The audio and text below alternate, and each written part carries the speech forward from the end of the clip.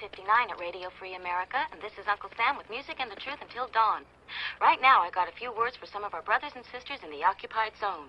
The chair is against the wall. The chair is against the wall. John has a long mustache.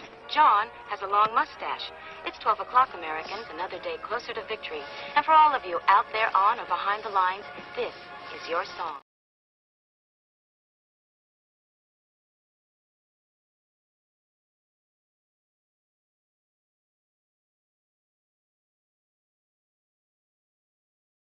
GearWebsites.com is your source for firearms-based playing cards and books. We also have mugs, shirts, and posters with designs that we've made live. Of course, we have patches. Every Friday is Free Patch Friday. We appreciate your support. Thank you for shopping at GearWebsites.com.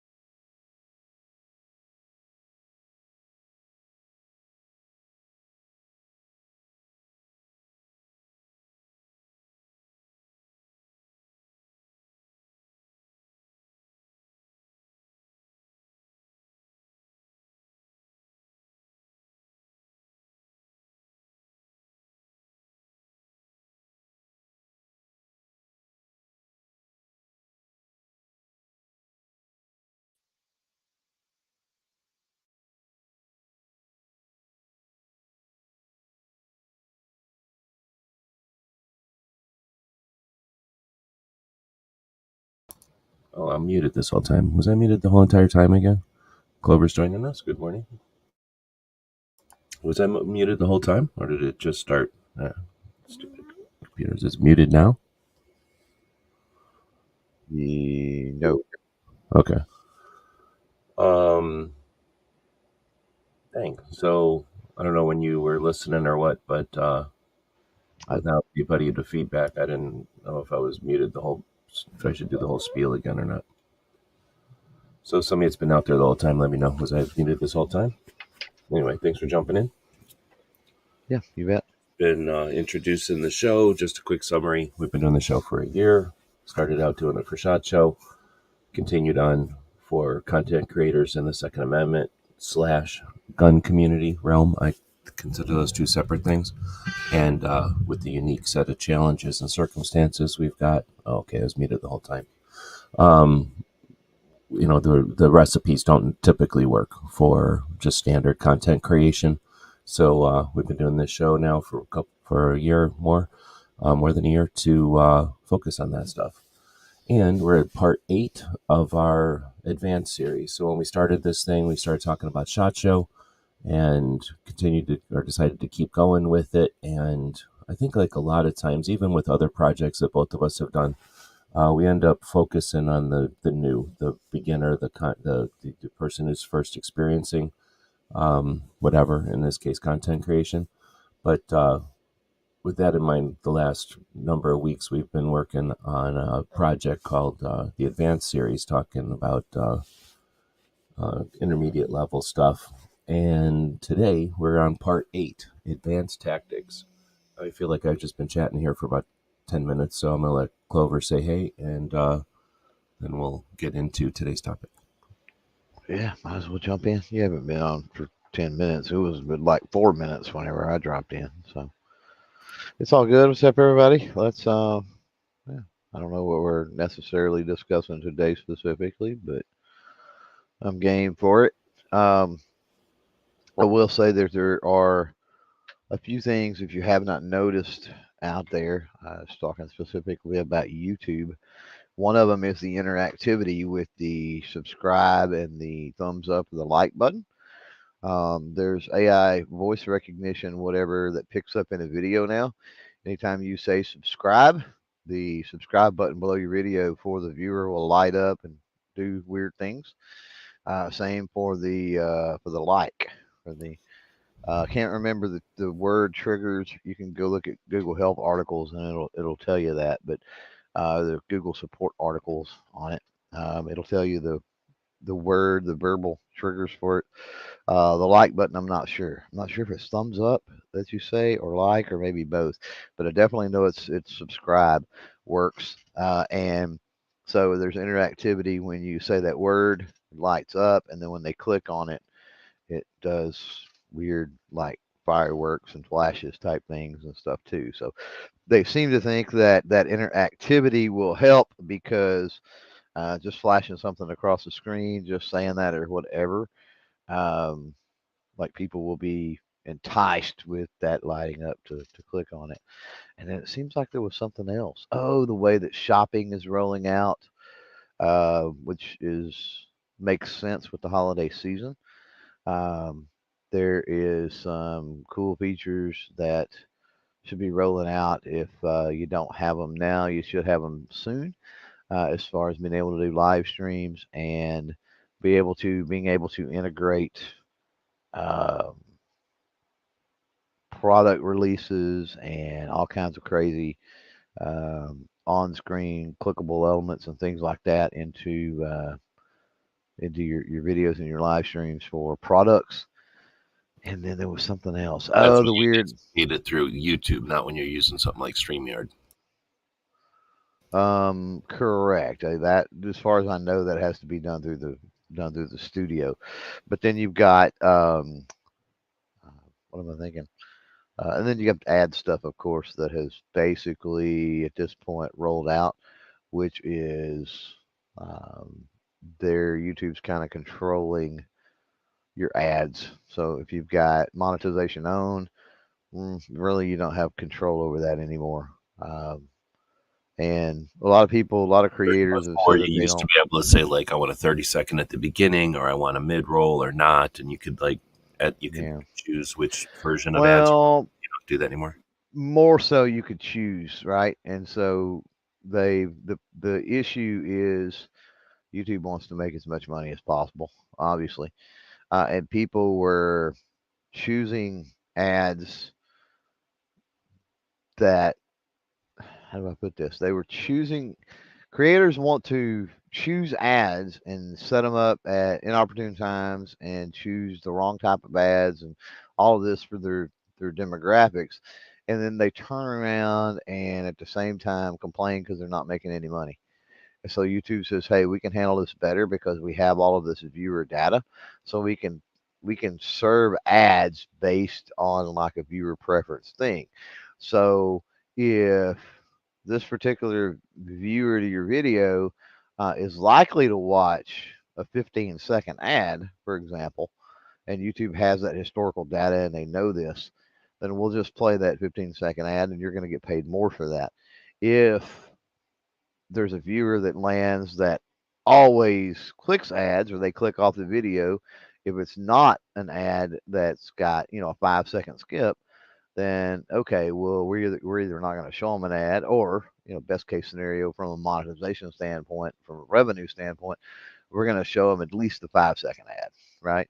And so I guess what I'm saying is they've shifted over, and it makes sense if you think about the way the YouTube platform works and how it's evolved over the years. It's really evolved into, it's looking at what the viewer is doing, and it's looking at it. It does everything off of viewer driven data. So makes sense that the ad model has shifted that way too. We'll see, with it being a holiday season and especially coming up with political season and whatnot. It's going to be interesting to see what that looks like moving forward. But for most people, you should start seeing ad revenue increase, which is cool. And I know that is off topic of more or less of advanced topics today, but um, haven't been able to really.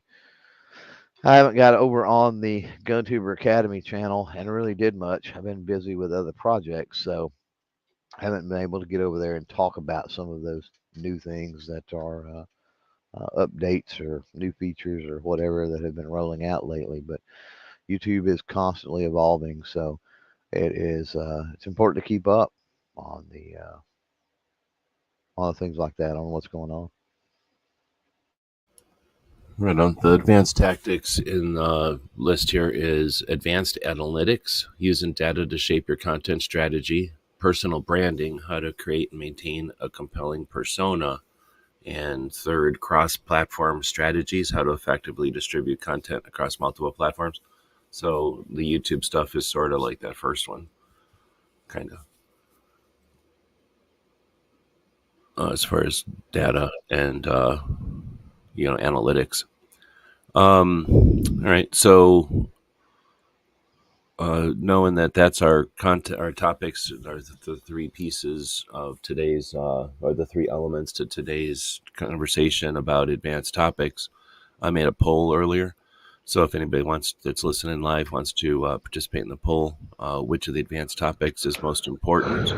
Advanced analytics, personal branding, or cross-platform strategies. And then I said comment if you want which one you want to know more about. So right now, one of them's winning 2-1, and one of them doesn't have any votes. So I'm assuming you didn't look. Which do you think is the most important as far as the three topics: analytics, branding, or cross-platform? Cross-platform. And then that's pretty much what people are voting on. And then branding is coming in second. All right. Well, so analytics is like dead last. Well, there's only 3 votes, so it's hard to say. Yes, I mean technically yes, but there's not a very big sample. I'm not surprised because analytics can be overwhelming, but people that don't use them don't know what they're missing. Right? Yeah, I'm also surprised because until you really start getting into that sort of thing, you don't understand the value that it offers. It's just numbers on a screen, But they can explain a lot about what's going on your channel. They can explain a lot about, when you have questions of why didn't this do as well, or what's going on? How come all of a sudden this video is blowing up? Analytics can maybe not completely explain, but at least get you in a direction to figure it out a lot of times. So they're the gauges on your car. So you can drive a car without looking at the gauges and everything's fine. But when you get that weird rattle, or when it smells funny, or, and you're driving along and all of a sudden it smells like gas, you're looking around to see if there's a big gas can, or you're going past some kind of refueling station. And then you're going to start looking at your gauges, right? Like, is my machine broken, or am I driving past the smell of gas? That's the first thing I could think of. So that's what your analytics are going to help you with. You're not going to drive by looking at your gauges, right? You're going to need those occasionally. You want to see if you're out of gas. That's a quick gauge to look at. See if you got windshield wiper fluid. If that little light's on, that's why your windshield wiper fluid ain't working. It's probably not your windshield pump, right? So the gauges can kind of narrow it down, but they're not all perfect, and they're not a what's the word? They're not an alternative to just looking out the window and steering. But a person who knows how to use their gauges is going to race better, is going to perform better, is going to do less maintenance on their vehicle, right? They'll spend less time working on the car, more time getting to where they're going. I don't know. Am I using a good analogy there? I think that works. I was thinking more about it's kind of like using uh, a mapping system or a GPS. Like you can put in, I'm going from here to here, and you know that's great. Your goal is to get from point A to point B. Put it in a GPS. It gives you the best route. Tells you where go this direction, right? It gives you the major turns and the major things. But then along the way there are specifics, and which route is saves you on fuel. Where's the construction? There's all of these other things that it gives you that a lot of people just look, oh, point A to point B. I take these three different highways. I'll just Or look like at it says 36 minutes. I should be there in 36 minutes. yeah. It's like no, you don't But if know you in decide to between stop here. and eat donuts, it ain't 36 minutes anymore. And now it's going True. to Yeah. recalculate and tell you it's 48 minutes, right? Like, so I think that's a good one. Yeah, the Yeah. GPS. Well, and it's going to recalculate too, like I said, depending on traffic jams, depending on wrecks, depending on Right. construction, depending on as you come up on certain things. So, and it's good to know that stuff. It's more real time, I guess, is what I'm getting at. So it's good to know the more real time information. Now, that being said, when we were talking Well, about big YouTube and picture. analytics You on can see YouTube, out the window. You see real time. You think you know what's going on, but you don't know what's around three you corners when see it does. that, yeah, you see real time from your view or your perspective, but you don't see real time Everywhere. um, Everywhere on your route, from that, right? yeah, from that 30,000 foot view and in all directions around you. And to The know big, what everybody else is doing. And yeah, yeah, who's standing in the yeah. road and who's not standing in the road so you can get where you're going. All right. So and it works the same for a video. Real time with the with a ranking system, and if you ever looked in your studio, you know what I'm talking about. But you upload a video, and in the first 30 minutes, it's going to give you some analytic markers and kind of performance markers, and then at the 3 hour point, it does that as well. 3 hours is when you get the click through rate, for example, metric for the first time, and so you've got those, but you know it takes sometimes days and weeks, I guess is what I'm getting at. So be mindful of that to build up other types of data and enough of that data to be able to kind of understand the trajectory of a video and what's going on. Yes, it may be the best out of your last 10 videos for a day or two and then completely tank, which by the way is normal. um, but, um, a week later, you need to be able to go back and look at something besides just the quick, immediate analytics that are given to you, and get an idea, because where it tanks in relation to the 1 out of 10, best out of 10, 1 out of 10, 5 out of 10, whatever it is, most recent videos overall, as far as a video on your channel, um, the click through rates, the views per hour, the other thing might actually be doing really, really well.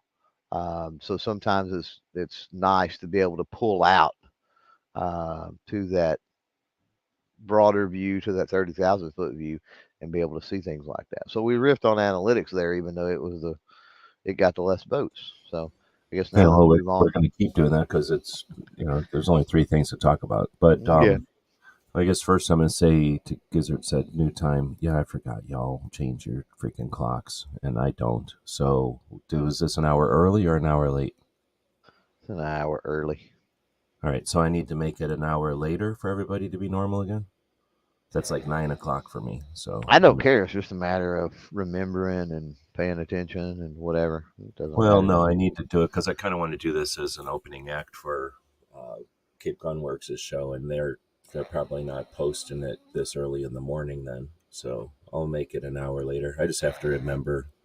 I forget that you guys change your clocks. So, yeah, sorry. Thanks everybody for adjusting the times today. Um, as far as analytics, whatever analogy you want to go with, though, I think that the main thing is that you can't just look at the map. You have to be driving. You have to be you have to still have skills. If you're using the driver, my analogy, again, you can't just look at the gauges. That being said, either analogy works for the idea that once you have experience, you're going to be looking at those analytics less and less, but you're going to be getting more and more data from them. So when you first get your GPS unit, you first get your car and you figure it all out, you're using those gauges all the time. And then after some amount of experience, you figure out, okay, I don't need these things. They're training wheels, but they're not necessarily training wheels as much as mirrors. They're there to help, but I don't need to look at them constantly. But every once in a while, they're necessary or super critical. And once you get experience with them, again, once you get experience in the neighborhood, let's say you know your route to work, you may have the GPS on because when there's that accident, the GPS is going to know the best route that moment.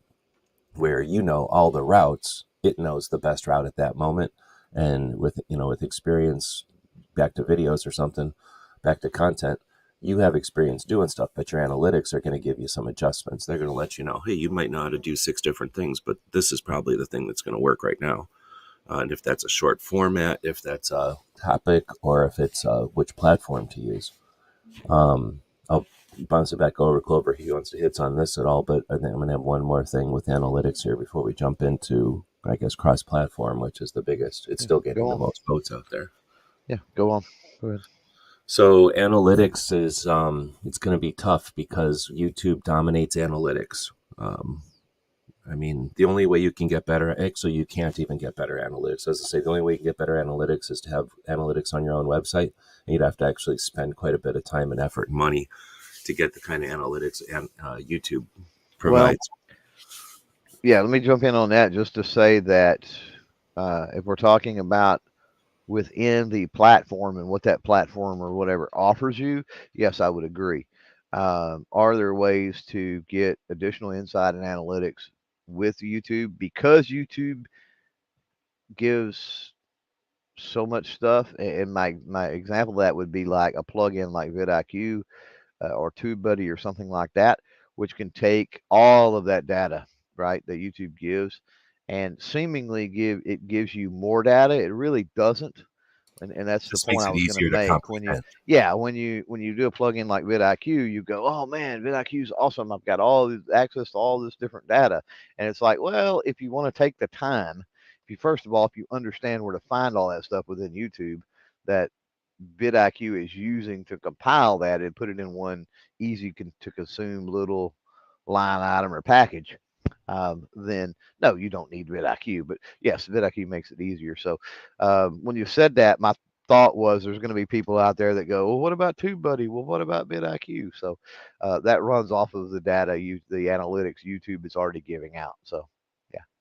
And yeah, it's a good point. And YouTube is so has so much data. It's like such a scale factor higher than everybody else. Some people need the vidIQ and the TubeBuddy to decipher it, essentially.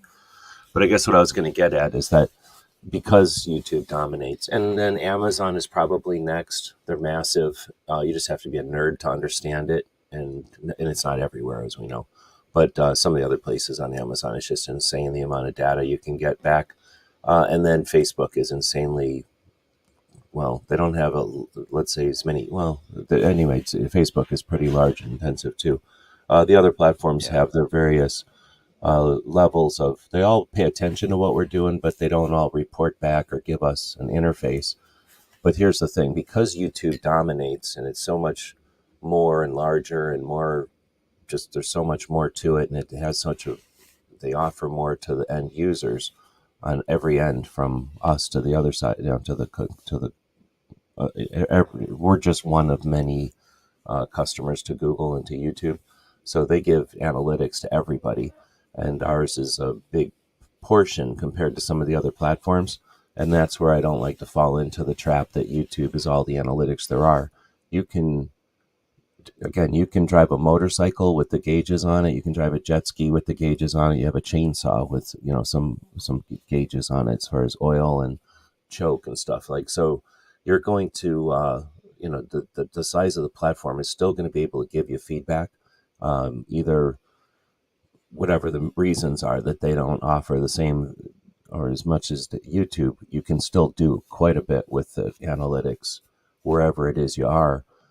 I should say compared to not using analytics. Like, so analytics are going to give, even if they're crude or even if they're weak, they're going to give you more data, more insight than just posting content and sticking your finger up into the wind and trying to figure out which way the wind's blowing. Yep. That said, I don't think we're trying to be like a detail show where we're going to go in and like look at dashboards or anything like that. But that is something that probably could be done on a yearly basis. And we definitely could do that, and at least, especially it being more of an advanced series or trying to be here, bringing up, you know, a B channel or something like that, and really digging through some of the data and some of the analytics and explaining, hey, here's what you look for, here's why you look for it. Well, everybody's going to have their own way of doing that for sure. So that could be very interesting. But I was going to say that's worth a show. Like, that's worth, doing a show. Well, let's and look at YouTube analytics. Let's look at Twitter analytics. Yeah. Let's look at Facebook analytics. And keep in mind too that that's an ever changing. We talk about, YouTube talked about the issue, things that are being updated, upgraded, but rolling out earlier. The analytics, not only the analytics, but also where they're located and how you get to them, is also changing too. So, where you find such and such metric today, our analytic today, the numbers in studio next week, a month from now, may be in a totally different place. It may be named something totally different. They've done that before too. They've changed the name of what that analytic is. They try to dumb it down or whatever, right? They've got some kind of reasoning for it. And so it's important to get in there and poke around and play around. That way you're kind of familiar with at least where those things are at, should you want to. And a lot of creators don't even want to. They want to, and this is a lot of times, especially with gun tubers, where they get in trouble. But they just want to shoot the video and get it uploaded. That's their focus, and I get it. But there's a lot of other elements when it comes to content creation that you need to be aware of, and oftentimes analytics is where you're going to pull that information from. And even if it's not like ideal, or even if it doesn't give you exactly what you want, the analytics still exist, and they can give you some way to compare this video and that video, or this video and a video a month ago, or this video and a video a year ago. You were kind of mentioning something before, and I'm just going to, since it kind of reminded me here what we're just talking about, I want to bring that up, that just as a content creator, especially as an advanced content creator, assuming an advanced content creator means you've been on the clock for a little while, you've been doing this for some amount of time, I am hopeful that you have goals, that you look for something to attain, or to, somewhere to take your projects, or to take your channel, or what projects to add to your inventory, or whatever it is that, challenges. But if you're ever in a place where you're questioning, or you're frustrated, or you've been dealt a blow where you didn't attain something that you wanted to, you didn't get as far as you wanted to in a certain amount of time, or whatever. I think Clover, I thought he was about to say this before, and I've heard him say it before, so he went in a different way. But take a look at your videos today, any of them, even a failure video today, and then go look at a video from a year ago, or however long your channel's been going, half as long as your channel's been going, and then look at the beginning. Every once in a while, just remember that over time, you're on a massive growth, path. You may get frustrated once you get good, once you've been doing stuff successfully for a while, when you have a failure or two, or more even, or a string of them. But and you can have drop-offs, but overall trend, you're much bigger, faster, grow, larger, whatever your metrics are that you appreciate, you're ahead of where you were. I just wanted to throw that out there. It's kind of a side tangent or whatever. Mm-hmm. Yeah, exactly. Okay, And it so works the opposite, and it works the opposite way, right? You know, sometimes when you you have. get all the big head and think you're so good, then remember that you're still only halfway to where Well, you're going. no, I was thinking like, you may have done a video 3 years ago, but the thing is, you just hit the right topic at the right time, and you're like, why does this video continue to do so well, or this, that, and the other, or it just did so well, and it's like, yeah, because time is a linear thing, and so, you know, unfortunately, you're gonna have those situations where you drop the right piece of content at the right time and that sort of thing. And there's really, I'm not gonna say there's no way to duplicate that, but if in the context of most creators and their overall content strategy, um, it's really hard to duplicate that. It's on at least on a super regular basis, right? Because that's going Well, to restrict you. That's going to restrict you. You talk about niching down. Holy Moses, right? Like that's really going to restrict what you're able to do as a creator, and being able to try out new things and experiment and play around and roll with the times even. So it can be. That's all I'm saying is it can work both ways. You could look back and go, wow, how come my new stuff doesn't do that? Or you can look back and go, wow, my new stuff is compared to that's crushing. What's the difference? And just keep in time, like just keep in mind that time, I should say, is super relevant um, when you're looking at those sorts of things. And I think that's what you were getting at, basically. well, I think what you're saying is like if you do a video on, let's say, 5.56 ammo, and then something happens in the news, and 5.56 ammo is all the everybody's interest, and all of a sudden your video Yeah. skyrockets. It's not because you did something cinematically in your video or the way you decided to Hmm. edit it that Right. people watched your video. It's just that it was the right place at the right time, or Yep. the right setting Or or something. So or, don't or it got get shared, or it got shared on a big platform, or by another big creator or something. I've out of got a it. video. So I've got a video now that's super, super blowing up, more or less. And it was one done, um, good Lord, was it back last November, a year ago? And it's trickled along and done okay. I mean, a video from Wanamaker, right, on some ammo, like not not anything that normally would just go insane. But there's been a couple things. There's been some pretty big publications that's talked about this cartridge, this particular antique cartridge that was featured in that video. And then there was a couple of channels much larger than mine, by the way. And it don't take much, but there was a couple of larger channels that also have done lately some videos on it, right? So, um, yeah, it's Scale, important. it's perspective too. A If channel like I this. That's so it's important to understand that it's probably not the best idea for me to put everything on my content creation schedule at this point on hold and go do a 7150 black powder cartridge video like right now. It's probably not. Like let that one ride the coattails of the other stuff, and continue on my trajectory, my path with what I'm doing. So Well, might you be got time to go kind of got edit the to. description of that video and point it to your new stuff, right? Oh yeah, without a doubt, and I think that's where we're going to go, maybe with the uh, different platforms and some of the other stuff that we're going to talk about today. But yeah, absolutely, you need to go back and change thumbs and cards and end screens and descriptions and titles, and definitely need to play with that stuff on older videos for sure. Great point. Or videos that are perform is what I was thinking. But yeah, older ones too.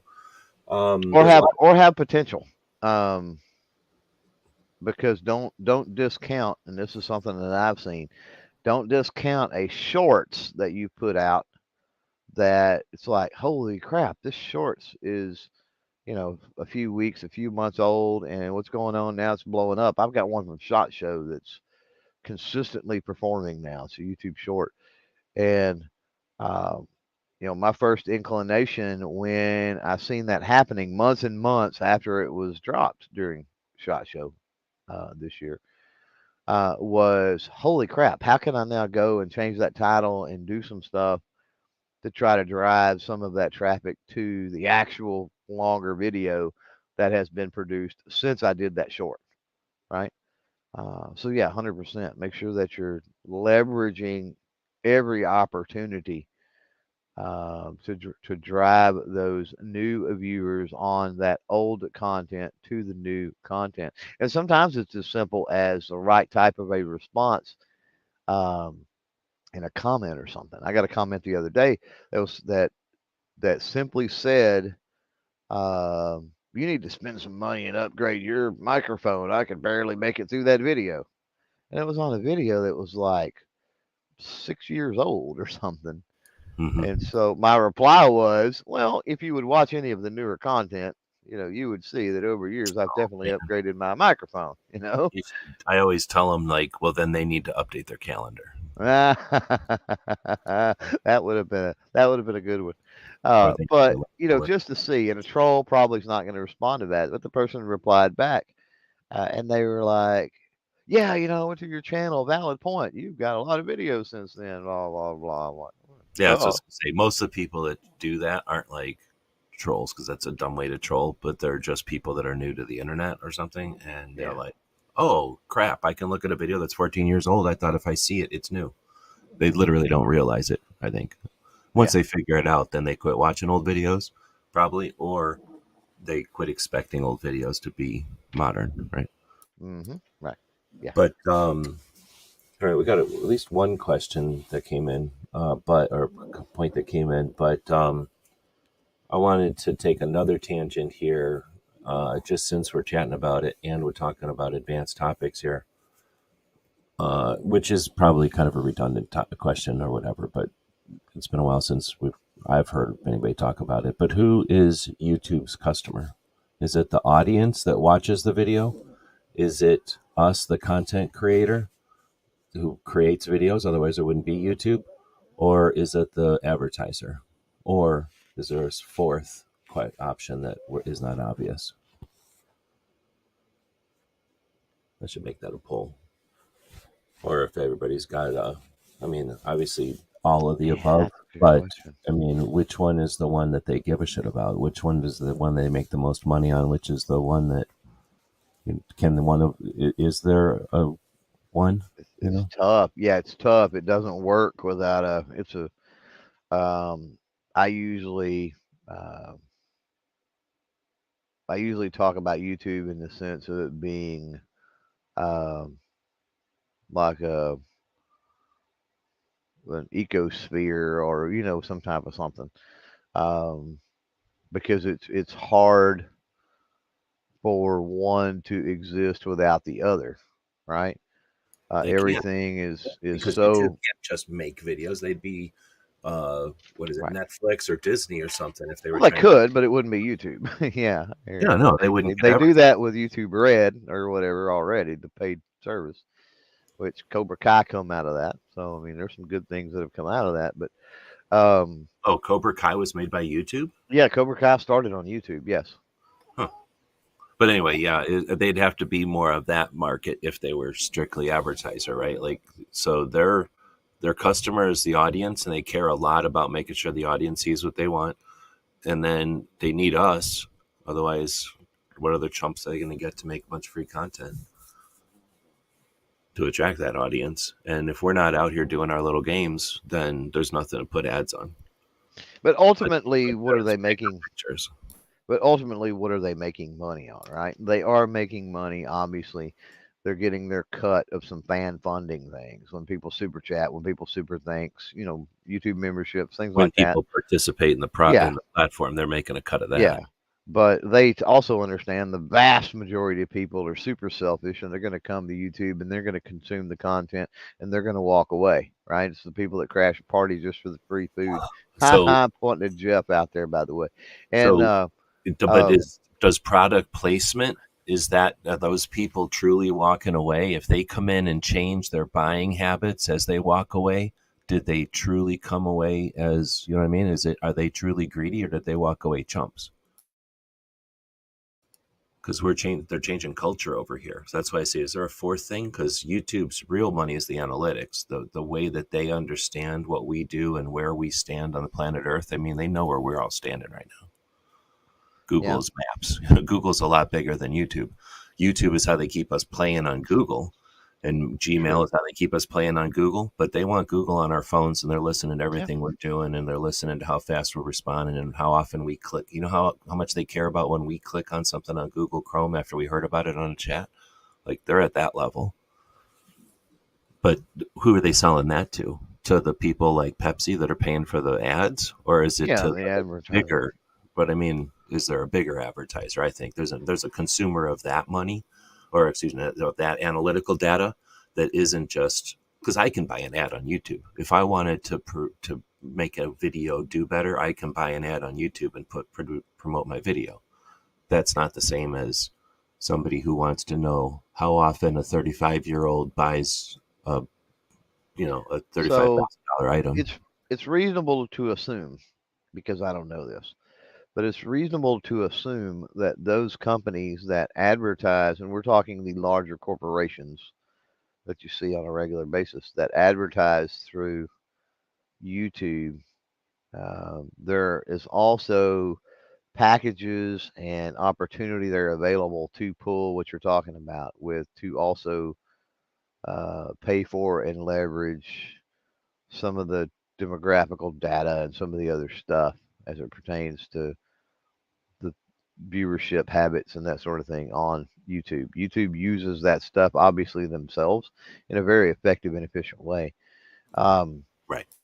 but I would reasonably assume, I gotta be really careful because it's like I don't know this, but I would reasonably assume that if you had that resource available and somebody offered to cut a check for, hey, we're curious, your example with Pepsi, hey, we're curious, how many videos, how many of these type of people search for something to do with Pepsi, or how many, uh, what's the retention rate on a video about Pepsi, or platform, talking about platform wide, right? Not just videos they're advertising on. So I would think that data is a as a commodity, and so I would think there's some deals being struck, some checks being cut for things like that, not just for advertising in and of itself. Yeah. So anyway, I just thought I'd throw that in there again as people that are beyond just creating content, creating content with some strategy that is But it, aware of other things going on, right? Like think about YouTube and their bit real role. And, you can grind yourself into a wall wishing that YouTube would care about your feelings. You know what I mean? Like it's a corporation. It's not going to care about your feelings. It'll do something to make it less annoying for you if it can, but it also doesn't care.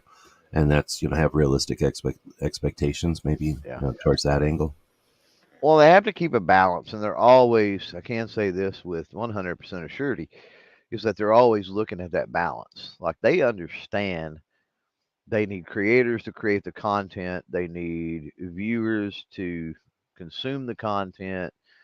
The viewers are then what they essentially sell to the advertisers to get the money to pay the creators to stay on the platform to create the, like I said, and there's this whole ecosystem that goes on. Right? It all meshes together.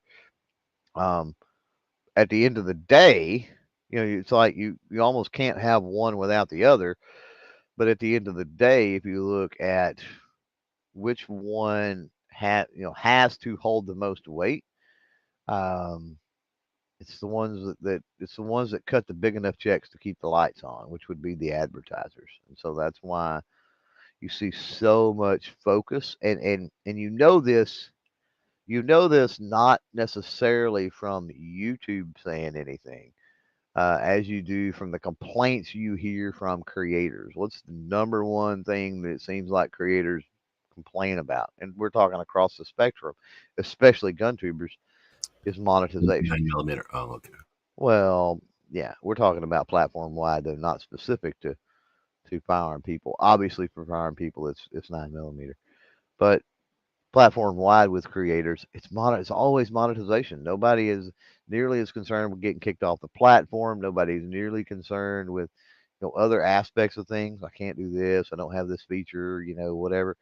Um, it's all money driven, and so um, that right there tells you if the mentality of people run corporations. Money's what pays the bills, keeps the lights on, makes the world go around. Ultimately, it's the advertisers cutting the check. And so, you know, YouTube's got to find that fine line between, oh, well, and sometimes parts of that, if you view it as a triangle, sometimes they align. Sometimes YouTube sees and they make, let's just say, monetization decisions. They look and they go, oh, okay, hold on a minute. Advertisers don't want to pay for it all, or at least nearly as much for this type of content. And we're being super specific with this type. We're not saying just firearm content, but certain types, let's just say, of firearm content, right? Let's just say builds, quote unquote, like straight up, not even we're trying to work around it. Here's how you build your own or 3D print your own firearm. Well, advertisers don't want to advertise on that, right? And then they look at the overall viewership and go, well, okay, how popular is this amongst the overall ecosystem of YouTube? Does it, in the grand scheme of things, does it matter? Or is it super niched down? You know, and then they make their decisions based on, not, like I said, not just one aspect. They don't make decisions. I can't say this again with 100% of surety.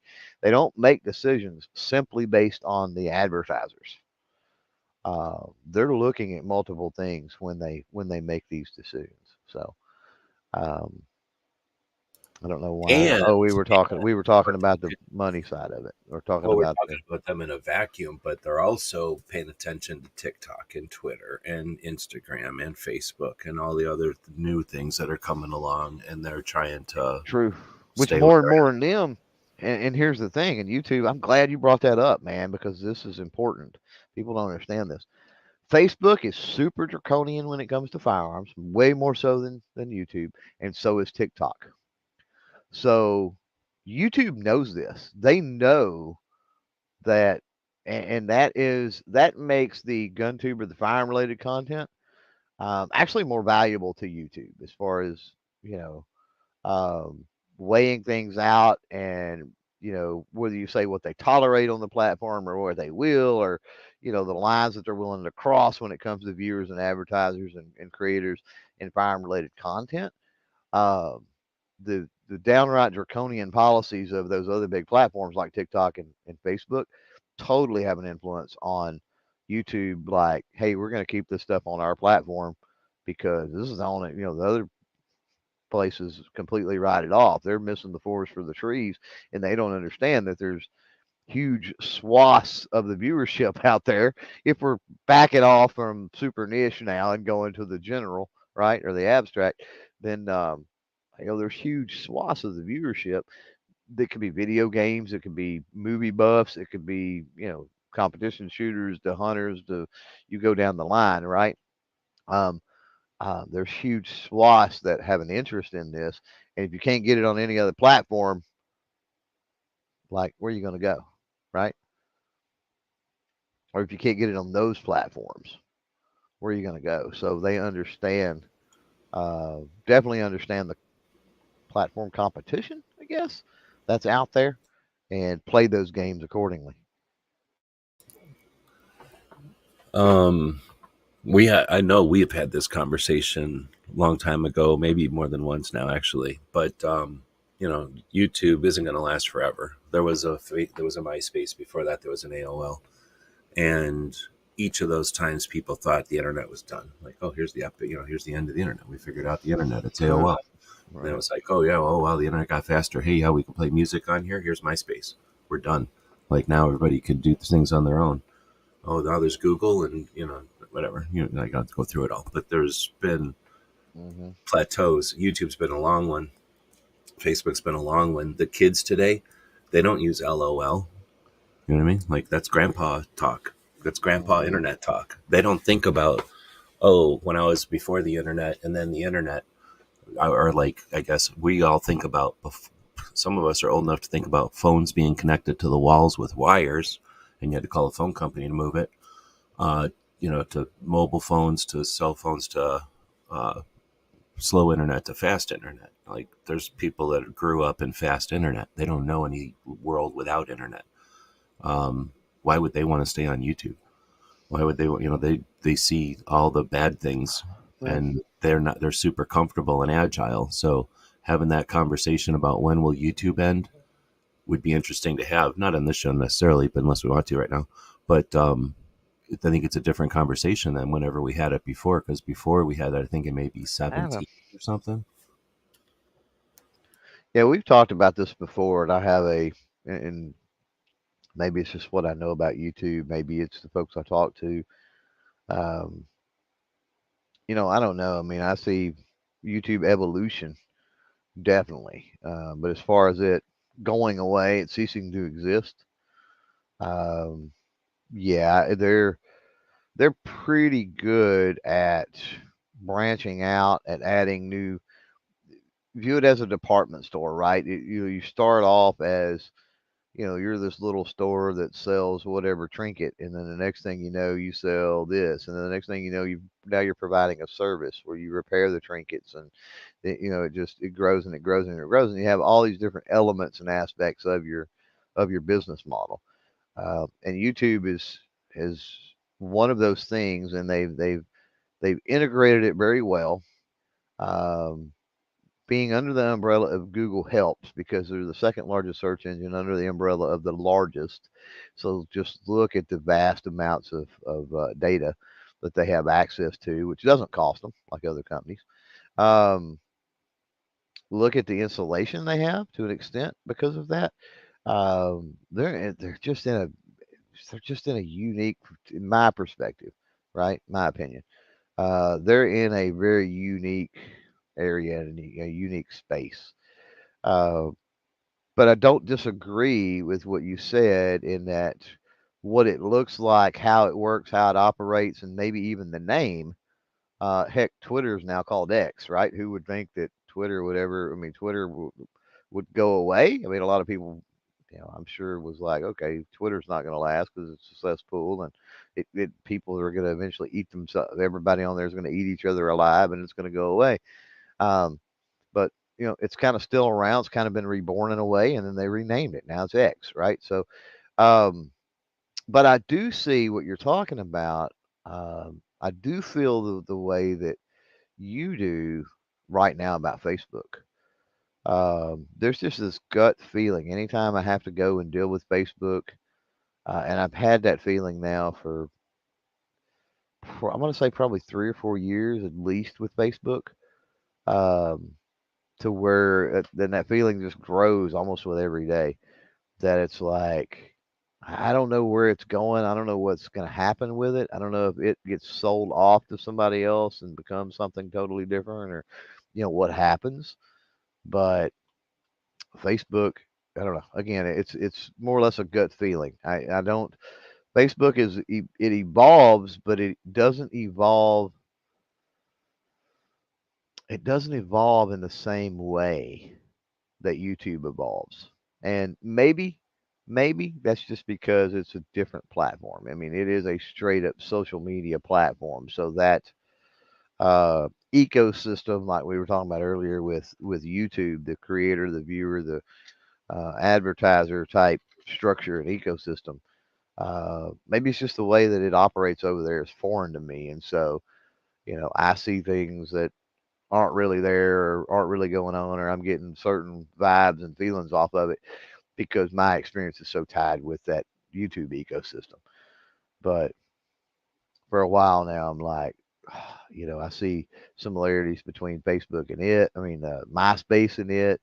You look at the amount of younger people that use that platform, and it's just they're not bringing in the new blood that they once was. That was one of the reasons they picked up Instagram and added that to the portfolio and ran with it, and integrated and tied everything in. And it still uh, ain't working out. Anyway, got off on a bit of a tangent there, but Yeah, well, I asked a kind of a off, tangent question. Um, so we're talking advanced topics, and I guess we've been going off on a bit of tangents, just kind of talking about YouTube, Google, and then started off with that analytics side of the advanced tactics part. But these, I think, are all could be considered tactics. Honestly, I mean, these are I like this. theory for tactics or whatever. I like But this question. So Jeff is saying, how risky is it to change things on a video that is performing? Can the change knock it off of rotation?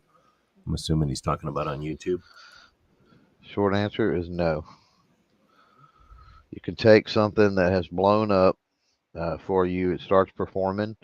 Literally change to a. Let me back up. Overall, the quick answer is no.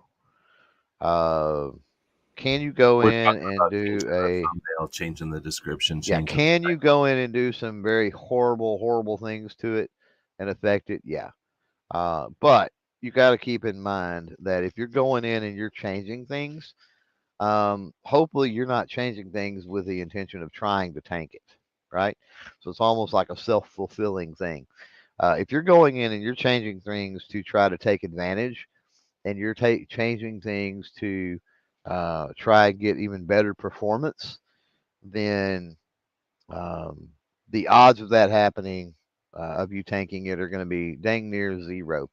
If you go in and you put some kind of very offensive title and you go with the goofiest screenshot, thumbnail, whatever possible that's not even related, and you do a bunch of weird stuff to it, like, and why would you do that to a video? Again, that's actually trying to perform or is performing. You wouldn't, right? So you would have to almost intentionally try to tank it. And the reason for that is a lot of people don't understand this. Um, the metrics by which things start to perform. Again, let's gets back into analytics and being able to deep dive into those analytics and understand. But there's various things, and the vast majority of those various things are subtle. Um, on top of that, there's something that you've got to realize. YouTube has the capability.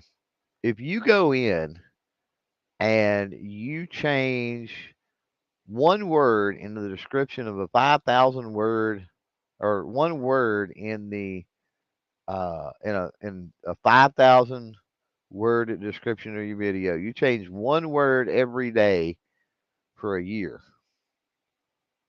YouTube knows what you changed, and they can reset that and redo that at any given specific time. Um, they know exactly what you've done to a video, um, to the video description, the title, the thumbnail, the image, the whatever. Like, they not only know that, they have the capability to go back and, what am I thinking? Like, restore that, I guess would be the key. Um, and I know this for an absolute fact because I know channels that have gotten hacked and videos deleted and whole channels completely taken down and you name it, and basically get them back up and running just like there's just nothing happened, right? The technology and everything that they got on that front is crazy. So um, it's interesting because when you change things, you don't change, you're adding to. You got to look at more as a sense of, I'm adding to this, right? I'm updating the context a little bit rather than I'm completely changing it. Because YouTube is still going to weigh the past stuff as well. Those past identifiers for which YouTube was promoting or pushing that video are going to still be in play. Now it's just going to add the new stuff to it and go, oh, we've got more context around this video now. So before we were pushing it because of ABC, well, now we're going to push it because of ABC and XYZ. So it's a compounding thing. So just keep that in mind. That's That's kind of how making that works. sense. If we're talking about the keywords, and those are a space in a database, and they are edited by you, the user, from paint and paintbrush to paint roller and spray paint. The paint might be the same because that word's the same, but they didn't save the first two items in a separate new cell of the database and then also refer to that. Or is that what you're suggesting? I lost you. So, when you type something into YouTube, like the tags, those are just going into a cell in a database, a string and Oh, a there's way more that takes into consideration than that. Yes, but yeah, yeah. Well, So I but don't know what what. more would be like, the context of where it sits and where the audience watches it. But essentially, everything that you put on YouTube is essentially just going to be something with a bunch of database boxes on it. Is all I'm saying is, and it's going to be in a spreadsheet somewhere with a bunch of Yeah, check boxes. So right. when you put in a bunch of tags, unless they open up a new cell and say, "Here's the old tags, remember them," and then here's the new tags, you go in there and edit the cell. You're editing the cell. Like if you changed it from 1, 2, 3 to ABC, it can't remember 1, 2, 3 unless, like I say, unless they're opening up a new cell and saying every time you update the tags, remember the old tags and keep them into consideration. That's what I'm saying. I don't see what you're saying unless you're talking about when it sits down and it sits amongst all the other videos. It did this, that past So performance, that they might. okay, okay. So I upload a video on. I upload a video on. Well, let's take the example because I've got a year-old video. So let's take the example of that Wanamaker video. I uploaded that initially. It was like, hey, here's this old antique rifle cartridge. We're at this gun show, blah, blah, blah, talking to the antique ammo collector, right? And um, so the thumbnails, me and him and holding the cartridge, and that's basically the title. Tags and stuff, that metadata, has to do with the gun show, has to do with being an antique cartridge or whatever, right? Okay. So YouTube has been historically serving that based off of that set of stuff to a specific demographic of people that their viewing habits and their other things line up with certain elements that are contained within that video, right? Um, Now that that's started to get traction because of other videos that are out in the article that was written on that cartridge. Now that that's starting to gain additional traction now, a bump, or whatever you want to call it. Um, can I go in and put a stupid thumbnail and an absolutely stupid title and tank it? It's possible, right? But YouTube is already serving that video. That video has a very unique video ID, and YouTube has already said this unique video ID gets good engagement, conversion, click through, whatever from this particular subset Yeah, of it's working where audience. we put it or It whatever. works with these people, right? Okay, just because it works with those people doesn't mean it doesn't also work with other people.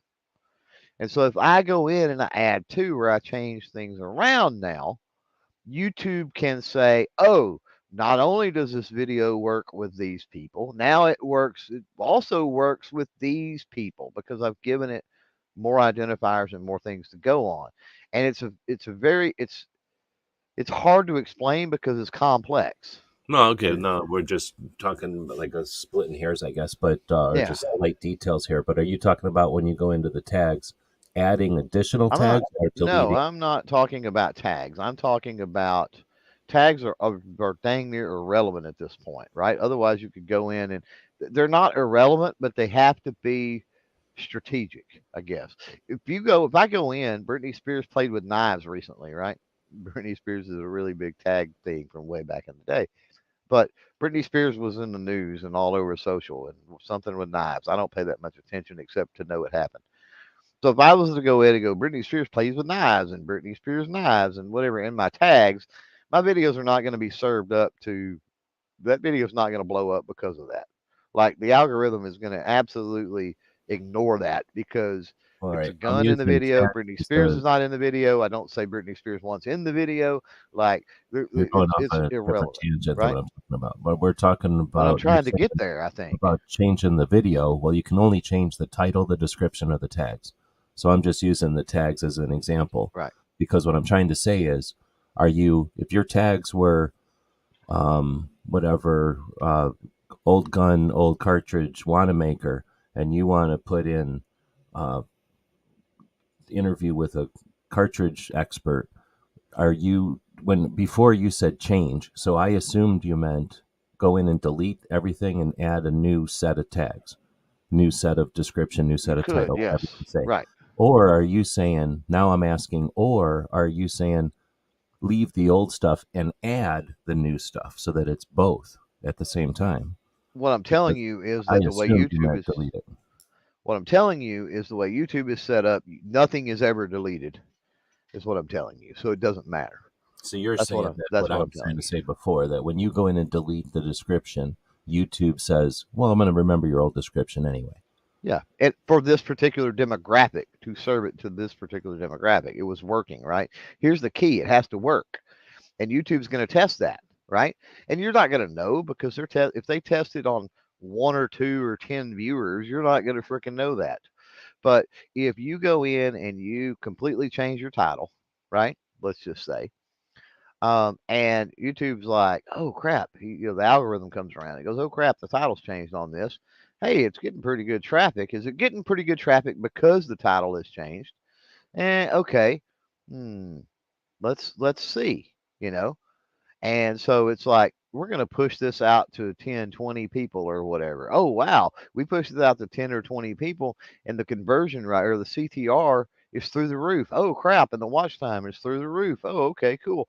And so it's going to start pushing it. Now, it's not going to forget that it was, because again, it doesn't forget. It's not going to forget that it needs to serve these other people that it's been serving. It's just now realized because of the changes you made that it can now also serve this effectively or whatever to another demographic or another section of people. But it's going to vet that. Like it's not like you're going to force it to do something, right? Not like you're going to go in and change the title and make it promote to a certain demographic or something.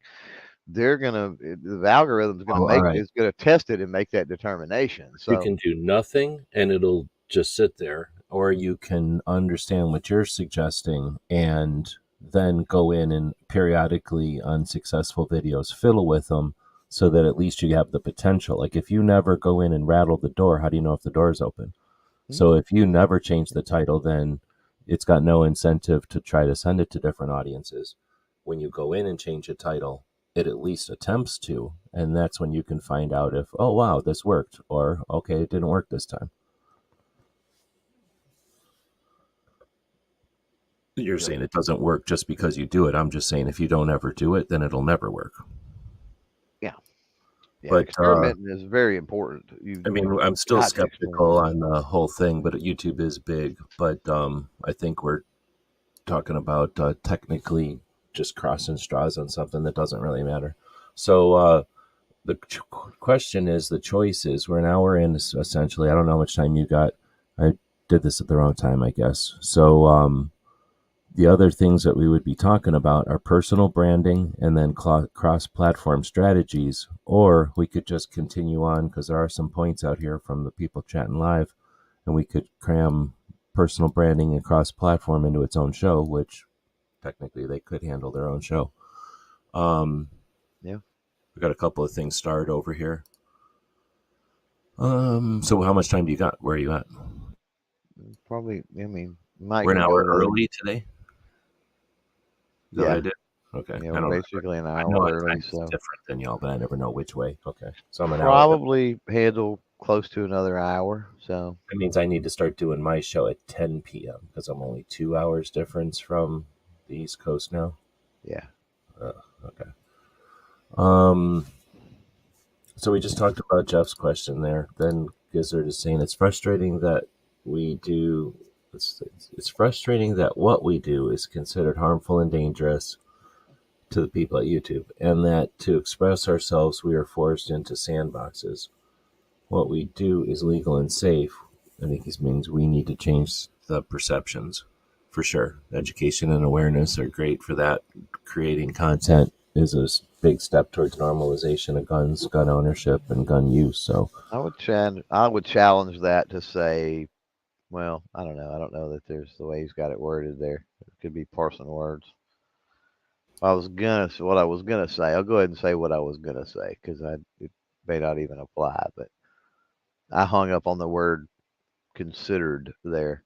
considered harmful and dangerous. Um, like there's a reason we have safety rules. Like firearms are dangerous. Come on. And we're not the only demographic that faces that issue. There's rock climbing, and there's all kinds of news related things, and reporting war. There's just all kinds of things that are prank channels, for example. Um, all of that stuff. Trying to draw parallel things that are legal, but you can't really do anything on YouTube that's not legal, or by the policy anyway. I'm not saying people won't get away with it. Oh, let's see. So then Ghost says, understanding that these platforms have the right to do anything they want with our content is key. They allow us to use it for free. No sense in complaining about platforms when it's free.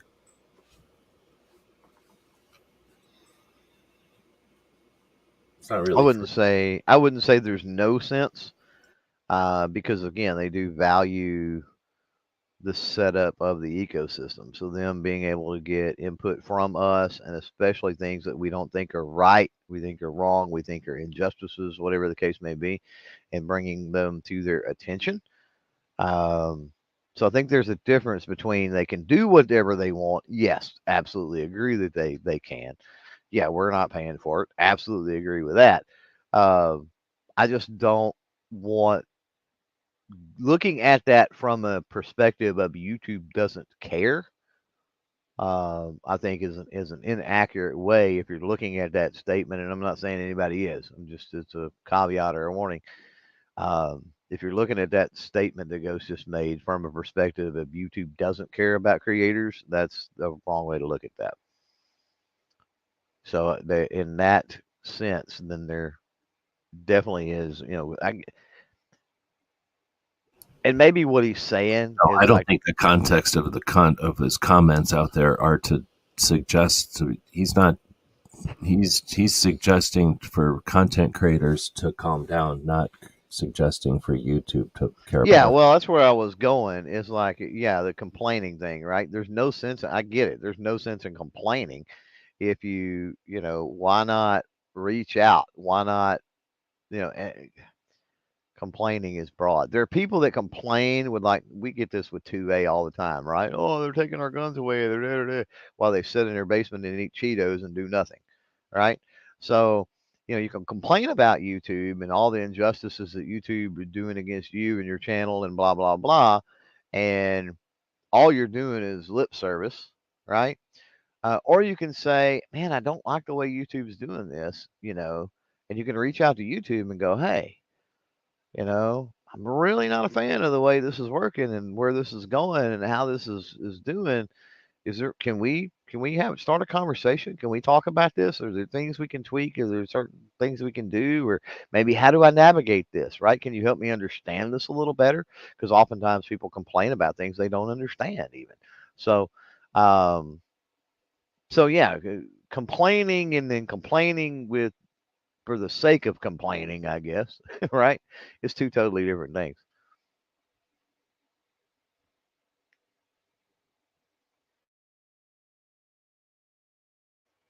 And sadly, there's a lot of people that fall into that latter category because anytime you complain, anytime you gloom and doom, anytime you do stuff like that, guess what?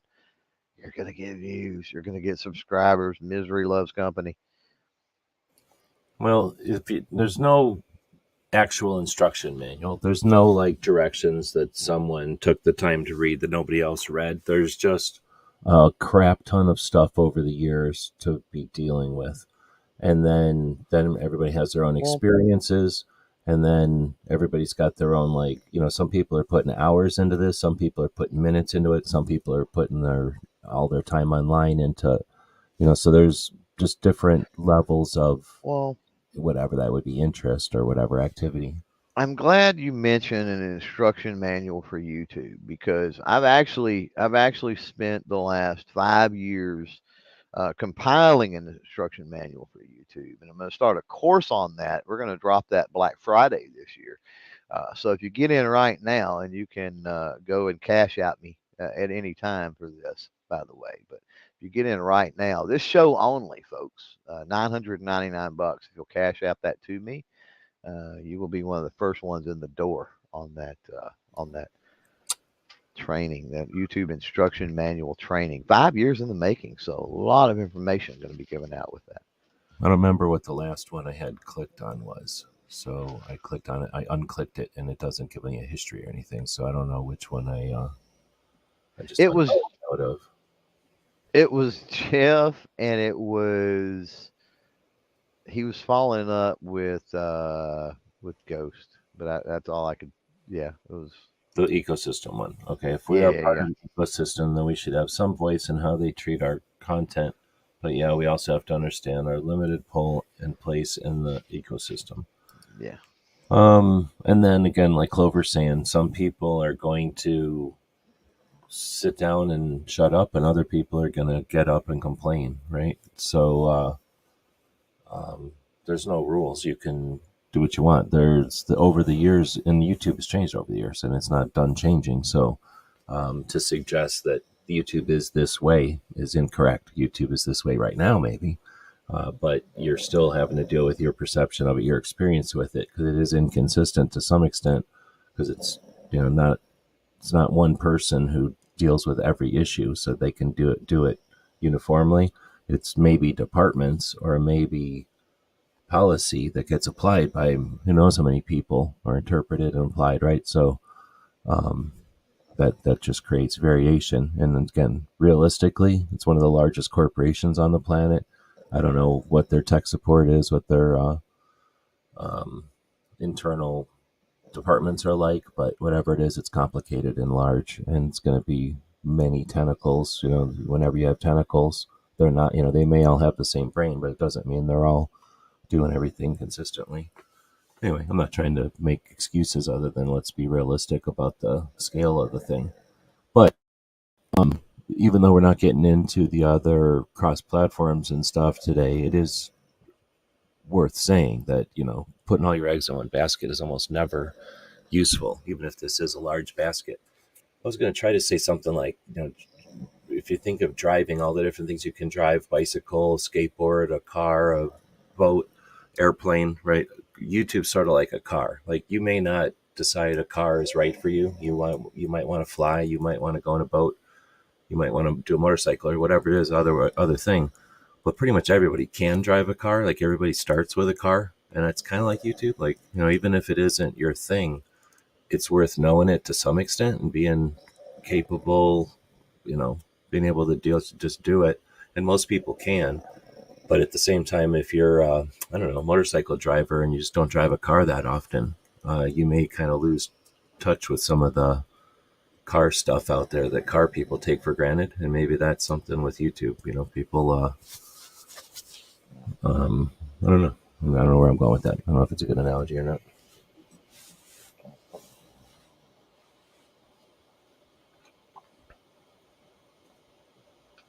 I think it was fine.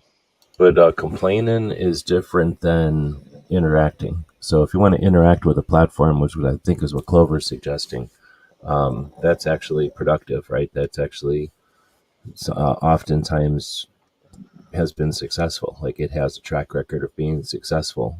I want to say more often than not, because it's a heck of a lot of not. And the rare instances that people do something, it's pretty crazy how often that results in something, because there's just so few times that people actually pursue anything. But usually it's after you've screwed up, like after an account goes bad or whatever, and then people immediately act like it never happened and keep moving, and don't really pay much attention to it, right? It kind of becomes a blip. If you're not paying attention, you never even knew it happened. So anyway, complaining to each other, that gets annoying. Like, listening to people bitch and moan about stuff that either they're not paying attention to what they're even saying, or they're literally doing the same thing over and over again, just to, like you said, I don't know if it pays, or if it's just a difference. Like, some people just like to mope, and it's Yeah. look, YouTube's mean to me. Like, I just ran up to the YouTube and They didn't react to me. So Well, then, like, and then just keep doing that every 6 months, and it's like, I guess, like, feels comfortable. and Like, there's people like doing it, but it's not real. It's not the only yeah, thing they could have done. It's like kind of the same thing they're doing. there is such a we see it, on a political spectrum. We see it a lot. We're in such a victim culture, and every each wherever you're at on that spectrum, there are people that um, they fall into that trap of the victim culture. Is they're always the victim, and there's a big difference between lodging a complaint, right, and complaining. Like lodging a complaint is legit. Like I've got an issue, I've got a problem. Like I don't understand this. It's not working right. Like you know, um, but you're letting somebody know that might be able to help you out, right? So you're reaching out to a creator guru, right, with your complaint, or you're reaching out to YouTube even with a complaint. But even then, you've got to reach out to the right person. Um, you know, if you're out there and you're a gun tuber and you've got a video monetization problem, let's see, and you go hit up Roberto Blake, or you go hit up video creators, or God forbid Daryl Eves, or one of those big huge gurus, because you've got this complaint, they're going to give you some really bad advice. And the reason they're going to give you some really bad advice is because they have they don't have the experience within the nuances of our niche, right? It's not because they don't know what they're talking about, but then at the same time, if you even if you contact YouTube, and this is where people get really frustrated, is they'll have an issue, something as crazy as their account got hacked, or they got kicked out of the partner program, something that's pretty advanced, right? And they'll contact the lowest tier YouTube support at Team YouTube on Twitter or X, or you'll go into the creator studio and ask for help. Now, don't get me wrong, that gets the ball rolling, that establishes a, a chain of communication or something, that you did reach out, and that sort of thing. But the odds of you getting any type of resolution through those mechanisms on an advanced issue, on an advanced complaint, right, um, are slim to none. Those folks are there for, you know, oh, I added this to my favorites and it ain't there, or I can't log into this section, or this channel's not showing up for me, or I can't search this particular thing, or this little box in the corner keeps popping up on my app, or just weird nuanced user stuff, right? Is kind of where they're there. It's not for um, the more complicated uh, problems that we face as a creator, and especially if if if you sit and if you have a complaint, right, and that complaint is specific to a niche, like that low tier ain't going to help you. They're not going to help you because they're just not versed. That's not what they're there for, right? I'm trying to think. It's like going to the Jiffy Lube place, but you need an engine overhaul. Like that's not what they do. It's not what they're there for. Um, so being able to, in the same sense with the creator guru or whatever, uh, being able to work up the chain, right? Ask for escalations, do various things to get you to the right team members, the right departments, the right things. That way, your complaints, right, are heard by people who can understand. And then when they understand, they can either explain that to you, right, and say, "Hey, we understand why you're complaining, but you don't understand what's going on. Let us explain to you how all this works." And then you may go, "Okay, yeah, that was stupid for me to complain. Like I understand why it works the way it does now, right?" Or they go, okay, we've had several other people say the same thing. Maybe we should look into this, right? And it opens a conversation. So just be mindful of that the support level you're accessing makes a huge, and the support level. In the creator guru sense, that doesn't work. But hopefully, folks get what I'm saying. Who you're approaching for support, to lodge that complaint is going to make a difference as well. So Gizzard is saying we have little choice if we want to survive as creators unless we go play in the sandbox. So I'm not sure 100% what he means by sandbox. Like, because I don't know. I'm not sure what he means by sandbox. I think you referenced it earlier. Yeah, I don't know. Somebody did. I don't know.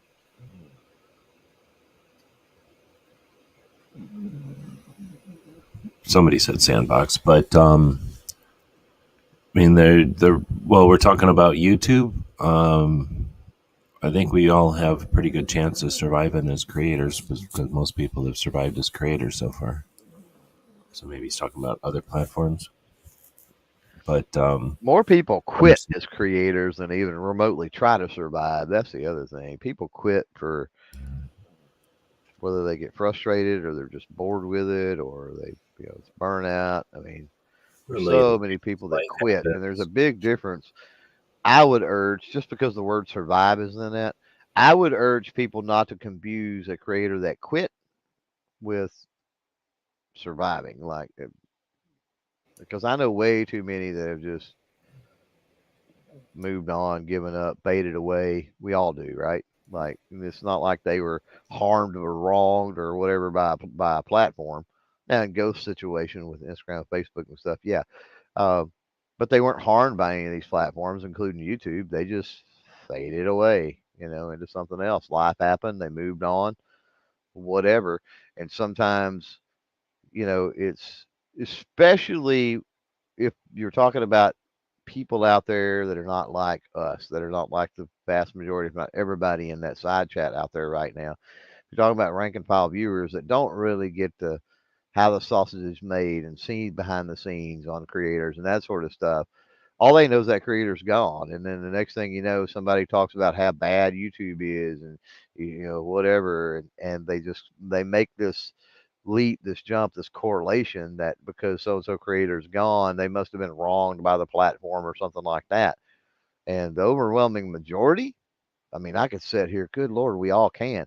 I could sit here and name 12 channels in the last 5 years, right, that I've seen just drop off the face of the earth for no reason. It certainly wasn't YouTube that got rid of them. Yeah, so that's the thing. And there's, I mean, I've seen, I can't even start counting all the things that people have left, the reasons people have left the internet for, or left the conversations for, whatever you want to call, like this community, this corner of the community, whatever, it just depends on what we're talking about. Now, let's say somebody was into cowboy guns and they reached their limit. They maxed out their collection. They had a kid, and now their collection's being sold off, and they're not a collector anymore. Very little reason to hang out, finding out where to find my next collector's item if you're not collecting anymore. So sometimes people just leave because it's not their hobby anymore. But again, I could go on for days talking about all the different reasons people leave. Same applies to why people come on board, right? When you talk about people's origin stories, what got them interested, why they decided to participate. So going back to Gizzard's first question there, and your take on it, I think something that we have to, I don't know if it ever gets said, but a factor, an element of content creation by individuals participation in content creation, is that it isn't long term. Like it together, it can be a long term effort, but individually, we all are a string or a series of strings.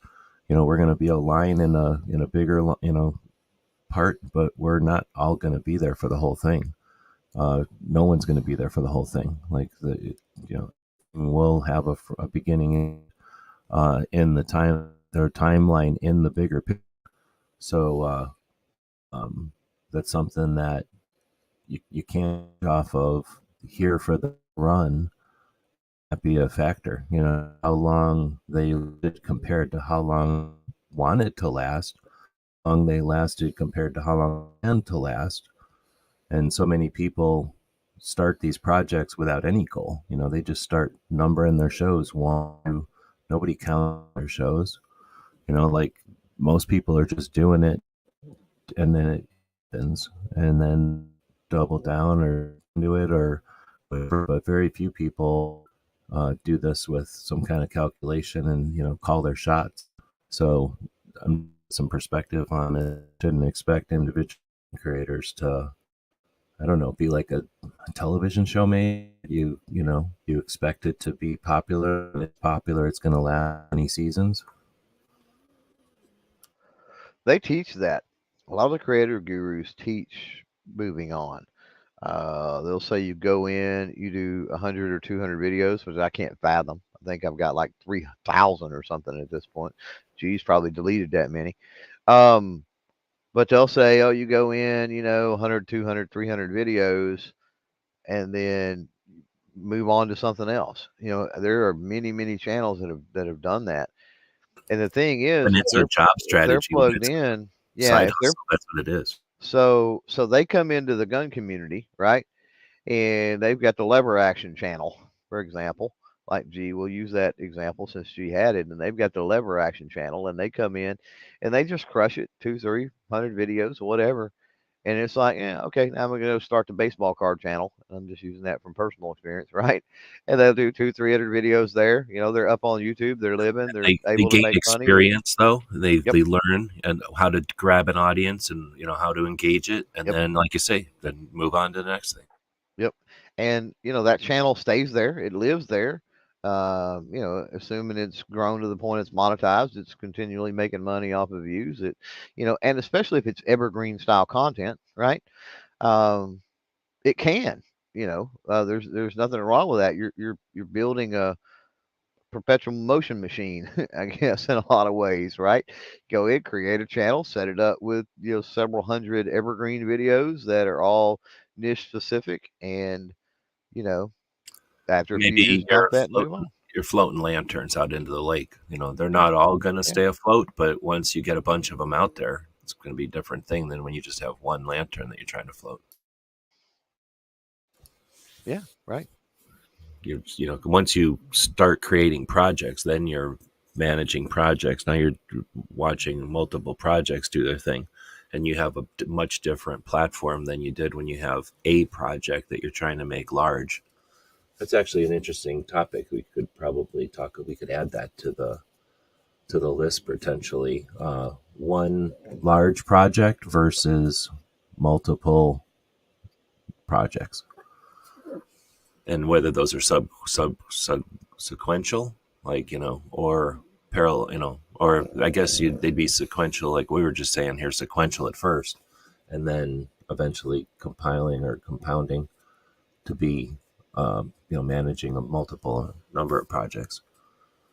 But actually, that's interesting. You know, if you were starting today, would you counsel somebody to do one project and have it run, or to do just what we were talking about?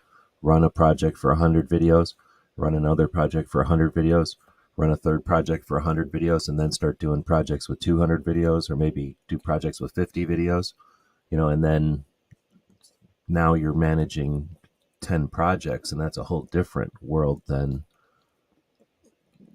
trying to do everything with one project.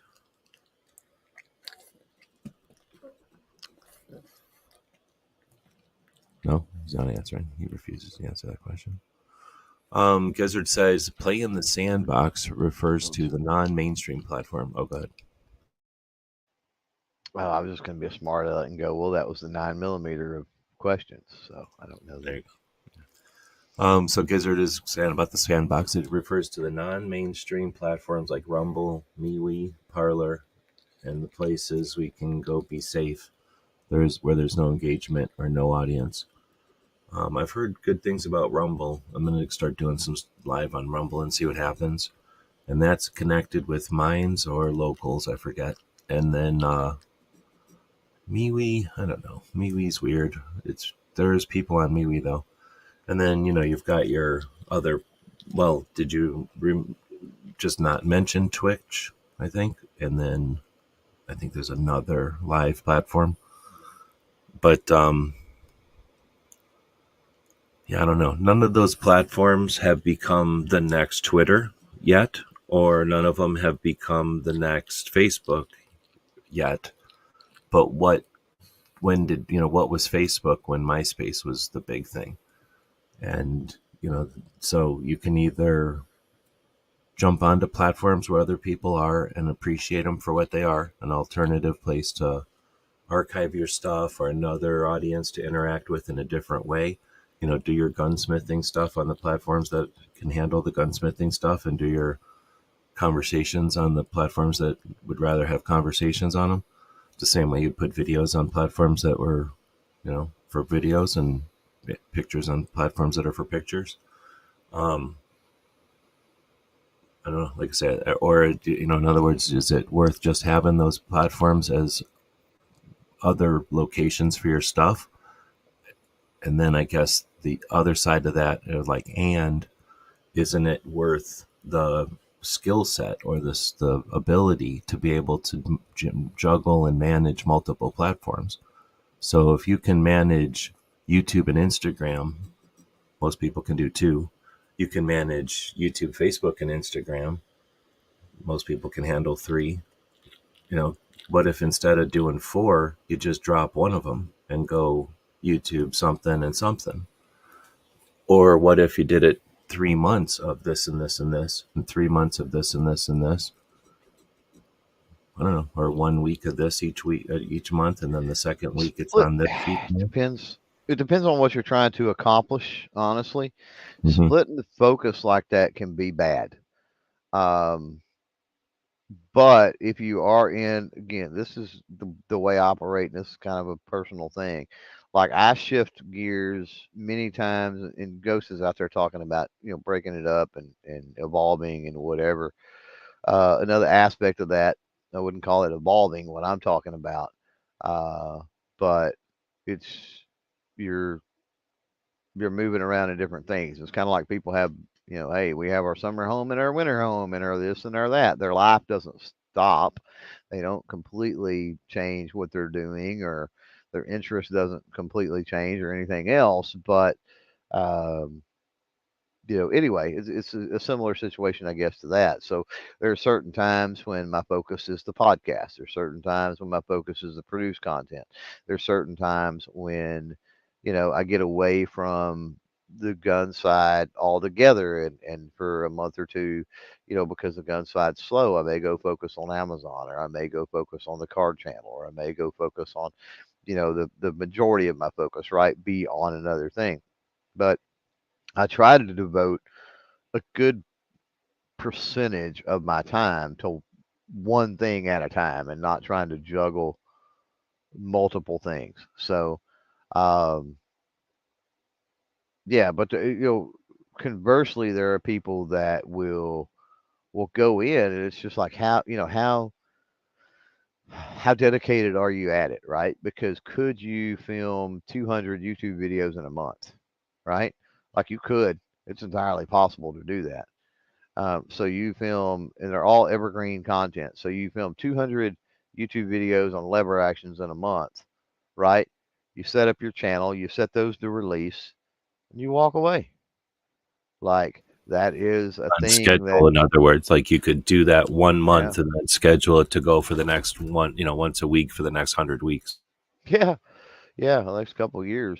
And I mean, there are definitely people that set up channels and do things that way, where it's And you legit don't have one at to a time. walk away. You can still, your video on that channel goes out on Friday. So you go over and you watch the comments on Friday and Oh, Saturday. yes. Yeah, yeah, yeah, yeah, yeah. I don't mean walk away in the sense. I just mean you're not Effort wise, you're not putting a bunch of time into it anymore. Yeah. right. You're not continuing to make videos on that channel. This is what I'm saying. Yeah. Maybe depending on where it goes. And so, and you see a lot of people come into niches that do that. They have done something like that, and then maybe they only did 50 videos and did them to release every week.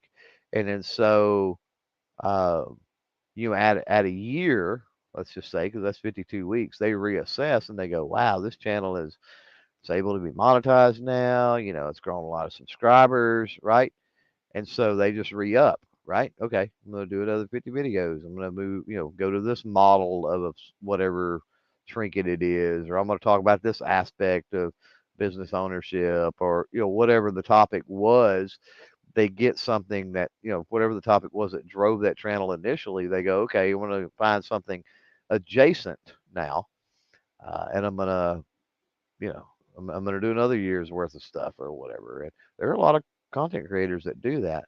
Um, you know, Content creation is one of these things. There's a lot of people that do a lot of different things, and they call themselves content creators, right? Um, those that work a 9 to 5 or a good lord 12-hour days in some cases, and create content is a much different person than the one that was just doing it every now and then for a hobby.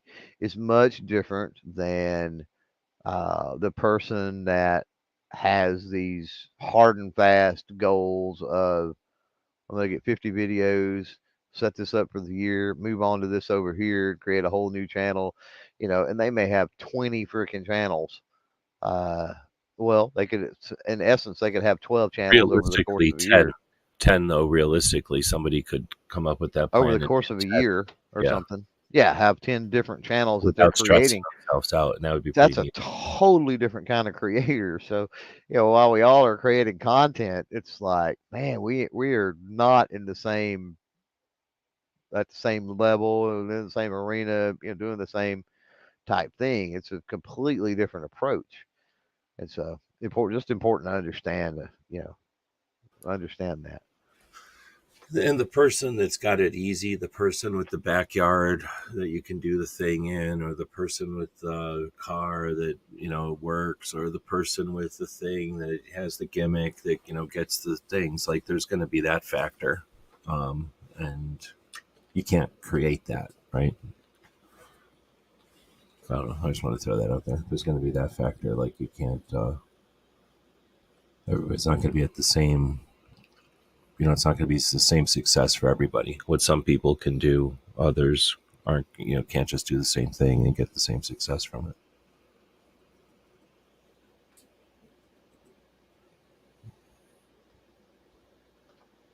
Right. So Jeff is saying, I struggle with the formula that suggests spreading out across platforms because it's too hard to cultivate an audience and interact with them when spread out. Yeah. I mean, I guess you're trying to, shake hands with everybody that comes in the door every time you do anything. But if you think of a what do you call it, like a poster that you put out on the street, or a billboard that you put up next to the highway, and a flyer that you hand out as people walk in the door, those are all different things. So that flyer that you're handing out, you might go, hey, thanks for joining us tonight. Like, let us know what you think at the end. Or like, hey, there's free coffee. Thanks for joining us. There's a coupon for a free candy on the back of this. Like that's a whole different thing than what you expect from a billboard. You don't expect any, like feedback from a billboard. Now, on the other hand, if you had a billboard that said, blink if you like, hockey or something, and then you had a webcam on your billboard, and there was a thing on your website that said, here's the live stream of our billboard on the highway, and everybody that's blinking likes hockey. And now it's a big, maybe that's a bad example if that's a traffic hazard, but if you did something that was a stunt and now it was a big thing, like I just don't get the, yes, if you want what you want from YouTube, or what you idealize from YouTube on Instagram, you're going to have an effort and frustration. You're going to grind yourself into the ground. If you want what we had on Instagram in 2017, on Instagram in 2023, you hate Instagram. Instagram was a paradise in 23 or in 17, I guess. Like back in the day, Instagram was wonderful. Instagram was the funnest place on the internet. Now it's like, I already know how to use Instagram, so I use it. But otherwise it's boring as shit because they won't let us talk to each other anymore. They don't suggest each other to each other anymore. There's no search. Instagram is lame. But the next thing will happen, and we all got this Instagram skill, that will apply to the next thing. It ain't going to be TikTok, but it'll be something.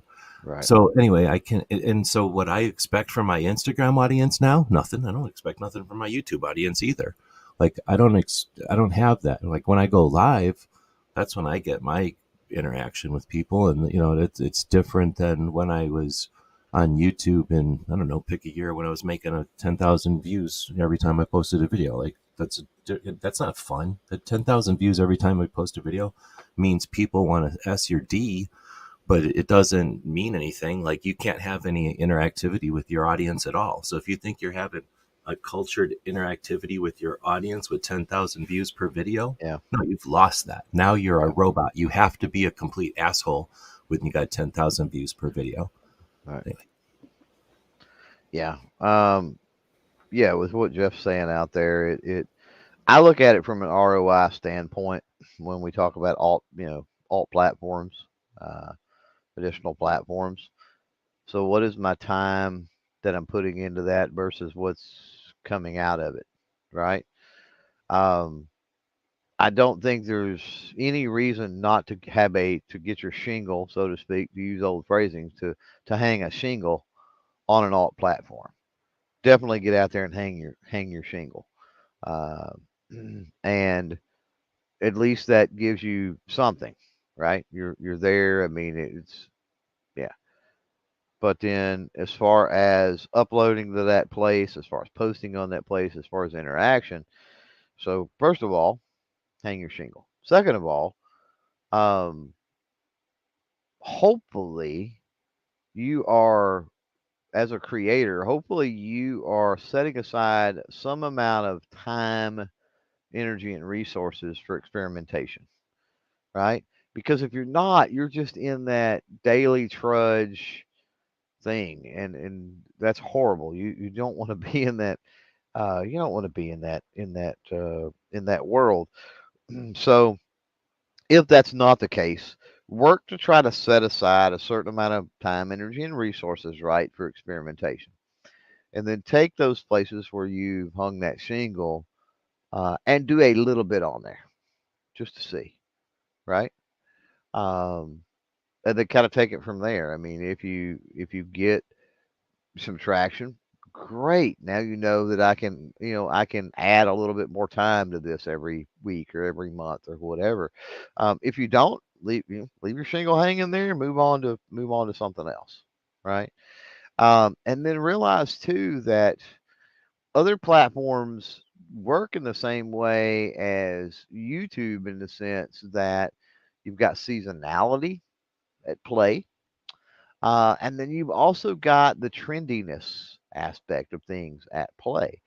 So while you're sitting here and you're doing a video on these 1911s and they don't do I don't get anything on Rumble and blah blah blah blah blah blah blah with you know well you may turn around and you may do video on this over under shotgun that may crush it on Rumble, not because everybody on Rumble inherently it's the place to upload your double barrel shotgun content.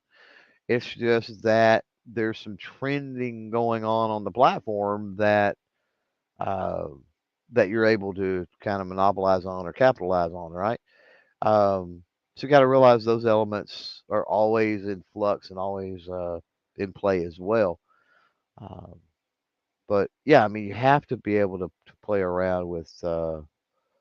It's experiment, right? Let's say play around with. You have to be able to experiment, but first of all, you have to budget time in order to be able to do that. I totally get the ROI perspective, the return on the investment of your time, money, and resources. So, um, being able to schedule that out and go, hey, I can devote 30 minutes a week, right, to playing around with some of their platform. All right. Well, I'm going to give you an alternative to that. I don't think that's like a bad strategy, but I have heard a good strategy that I dig, and I'm going to recommend. So this is everybody's value add for the day that you get for no fee because nobody super chatted today. No need to super chat, but I'm just mentioning it. Appreciate the people that do super chats. The advice I heard, oh man, I'm trying to remember where I heard this from, so I'm just not going to credit it to anybody because I can't remember. But it was essentially some kind of a coaching thing. Uh, but understand the concerns people have. I don't agree with them necessarily because, I mean, Ghost is the one that said earlier, if you don't do different things, you're never going to evolve. If you just do the same thing, you are going to stand still and the internet is passing you by. There's nothing you can do on the internet that doesn't involve change because literally every platform is changing. Like YouTube has changed a lot since you've been on it. Doesn't matter who you are, think about it. YouTube has changed a lot. And if you don't think about that, start screenshotting your stuff once in a while. We should probably have a whole chat on how to archive your own projects because as a new content creator, you don't value your own history. You don't understand that you're starting your journey, and very few people document that unless you're specifically documenting it. Most people don't, and then you end up years later kind of wondering, when did I do this? When did I do this? But in any case, I heard this advice for those who don't want to explore the other platforms and don't want to spend time on the other platforms. And potentially this advice would apply even to those people who would like to wander and explore, because this is a solid theory. So you, like Clover said, you want to grab your name, a consistent branding on that other platform, this new platform that came along, or the one that is popular but you don't like. And you have essentially, I think it was 9 posts, but of course, your mileage, you can do this according to your flavor, your taste, but you're going to have essentially, you're going to set yourself up with a boilerplate, again, essentially like a known things that you're going to apply platforms consistent. This there's consistency, and I guess a couple of reasons. One is that it kind of funnels everything into where you are and where you do participate, so that people know essentially where you are and where you do spend your time. But then, so that really on these other platforms, you're not the, what's the word, like the fake, the person that comes along just to drop links, right? Instead, you're going to intentionally leave your place. Like, here's my placeholder. Thank you for leaving my placeholder, but here's where I hang out. And that's essentially what you're going to post. You're going to post your, your name, your information, but depending on what you're doing out there, you want to have a call to action slash, what's the word, like elevator speech, so some kind of initial paragraph that lets people know what you do, not the like, 20-year-old mom, dog mom, jogger and yoga enthusiast, also 2A strong or something. Or I don't want to use somebody's thing like 2A, hashtag 2A or something. Like, like I don't want to just brand my specific. Instead, Second Amendment advocate in this state, or Second Amendment advocate new to guns, Second Amendment advocate old timer, right? Like something that tells people what you're, a real explanatory of what you are. Then you want to have a link to your site, your link tree, whatever it is that you value at the beginning. Then you want to have some credibility, some like maybe 3 posts that offer what you're about, what you've done, something that explains what you do, proves what you do, explains, shows what you got going. And then a couple of posts that are, here's me with somebody else, or, something that I forget you can look this up and find the specifics, but you get where I'm going. And then the final post is and here's where you find us. We appreciate that, this is a cool platform, but we spend our time over here. And then that way you're leaving an anchor, you're leaving an introduction, and like a business card and like a brochure. Maybe that's the way to say it. You're going to leave like your contact information in a brochure and then let people know, but this is where we spend our time, and then update it. But you don't have to necessarily think of it as a chore. Like, okay, now I have to go, drink this or eat this or mow the lawn or something. Like, you don't have to go do it as a chore. Just set it up and let people know where you are, and then continue to do your thing. And then every once in a while, like Clover's saying, you might get a bunch of people that are like, hey, I found you on Rumble and I'm over here. You ever thought about doing something on Rumble? Now you got some feedback. Maybe I go do something on Rumble next week or next month. Maybe even in your initial posts, you say something like, if we get 10,000 subscribers over here, we'll start going live, or, some challenge like that, so that people have a reason to share your page over there. If that's something that you're even interested in. But if it's a platform you're not interested in, maybe leave that out. Don't put that challenge. Just say, hey, thanks for finding us here, but this is where we hang out. Anyway, that's my advice. You don't have to necessarily spend time on these other platforms, or carve out time to spend on those platforms. So we did get a super chat, thanks to She-Fires. And as tradition, whenever we get a super chat, we like to turn on the camera and feed the co-host. That's the only time he gets fed anymore. So he's appreciative of that. Thanks for that. Let's get his belly rub. I think Clover's got a project he's working on. And it looks like we don't have anybody that's interested in jumping in after. So we might be ending it here.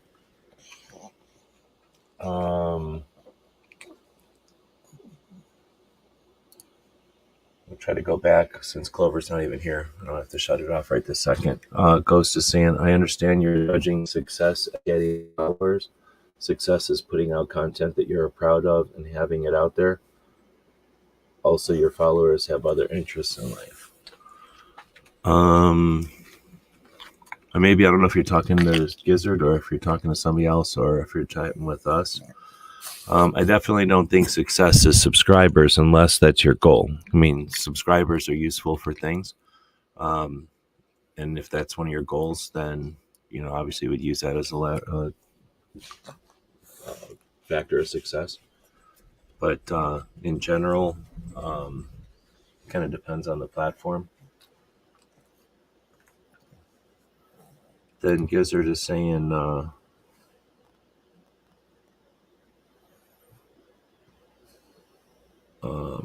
so Gizzard, I don't know if you're talking about Instagram and how they'll give you the posts that they don't like.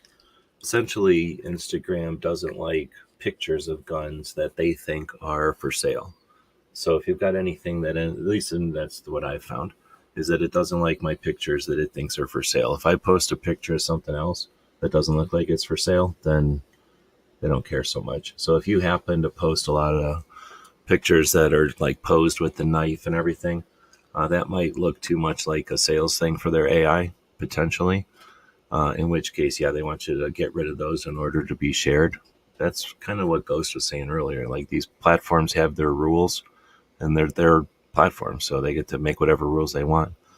You don't have to remove gun stuff, though. You're reacting as if they care about all gun stuff. They care about those gun pictures that are hitting their, is being qualified to hit their radar, whatever those qualifications are. But you can put all the gun stuff you want up there that isn't in that little red circle or whatever. So, if you don't want to put up stuff that isn't in that red circle, then, get off of Instagram. Or, choose one or use a different platform that lets you post the pictures you want. New York Outcast is out there. Good afternoon. New York often getting overlooked. Constantly stepped on like California. Drinking lunch with coffee. I've been trying to drink some coffee here too. When Clover's not here, it's harder to drink coffee. I'm here now. Or I'm back now. So, speaking of coffee, I've got, my coffee is brewing it now. So, stupid time change, and G wanting to start this show at like the butt crack of dawn or whatever. Like, I didn't even have time to put coffee on this morning. Forgot about you time changers. I'll put it the normal time next week. We're time travelers, man. Come on. I knew about it. I just don't think about it. And here's what's weird. Like I've got half of my clocks still show up wrong. Like all my clocks that are hardwired, they're just living their life. But everything that's connected to some kind of internet or atomic clock, they all switch because half of them think I live in California, I guess. So I wake up with half my clocks being in different time zones, and until I pay attention, I guess I didn't even pay attention. I was just going off whatever clock was in front of me, I guess. Anyhow, so let's see. 2 favorite Starbucks cups. What? Now, Ghost is saying, I know you have other interests besides guns and knives. Let people see the other sides of you. That's fine, but I don't think it has to be. I think it can be just as interesting to continue to participate in the things that do interest you on the platforms that are being difficult, because there's wiggle room, right? There's other ways to do stuff, and there's value there. So if you're posting a bunch of pictures, you're going to get a bunch of people that like to look at pictures. But if you start posting, let's say, calendar events, or if you start posting schedules of live shows or something, like, become a resource for other aspects besides just gun pictures, who knows if there's audience for that on Well, Instagram. end goal, right? Are you growing that? Are you trying to grow that platform or that presence to be an authority, to be something that you can turn around and monetize? Not in the sense of getting ads or anything like that, but monetize in the sense of, pushing affiliate through it, or, whatever. Or, and we've talked about this many, many times before. Is it an extension of a project or something for you, right? And so, in the sense of Instagram, since we're kind of on IG here anyway, um, like I could care less about IG and growing, because I do believe that we're talked about the draconian stuff with Meta, with Facebook, with IG, and their policies earlier. So I'm not those that stuff does not fall on deaf ears with me at all. I get it. Um, so with that being the case, like I scrapped the whole goal. I never had that goal, but if I did, I would scrap that goal, and I would say, okay, do what I'm just exactly what I'm doing now. And it's like that's a collage, a scrapbook, so to speak, of my other projects and other things that I'm doing. And if you want to go over there and follow, because as Gizzard's saying, it's a whole idea of quote unquote promoting that, and so there's a lot of things you can do over there, and that's fine, but only your followers are going to see it. Well, if you've got existing audience on other platforms that also frequent Instagram, then that's a place that, hey, here's something different or whatever for you to look at on Instagram than what you see on my other stuff, because you're over here too, because most people are cross platform. They use various platforms. So, first step is to identify what's your goal. If your goal is I want to be a big Instagram influencer, then sadly, with the way policies are and stuff nowadays over there, you're probably going to have to go find something else to do other than firearms. But it can be effective for other things. Good point. Yeah, I tend to use my Instagram as a bulletin board, but not as an outreach, Yeah, not yeah, as my, that's a good way conversation to with put my it. Patreons or anything. Yeah, yeah, that's a good way to put it. Speaking of that, today is the 7th, so I've got to go support some creators over on the YouTubes.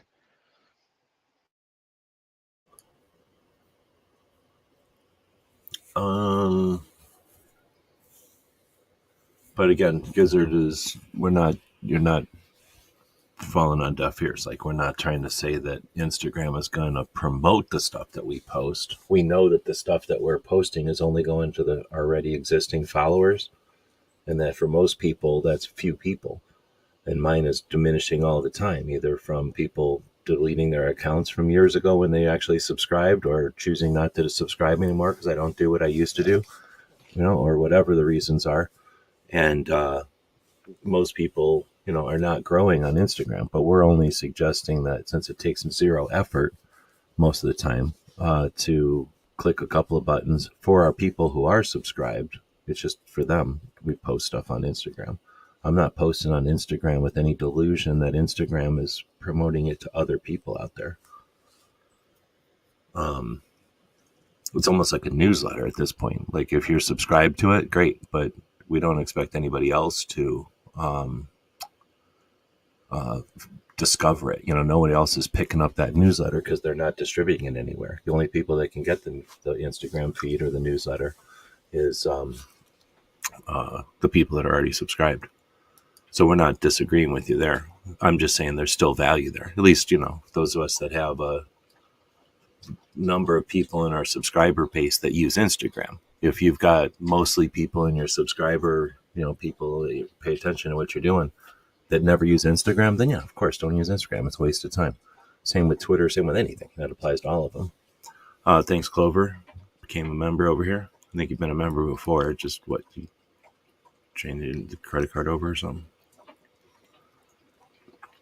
No, I haven't been. I was over on Patreon, so I haven't been a member over here on YouTube.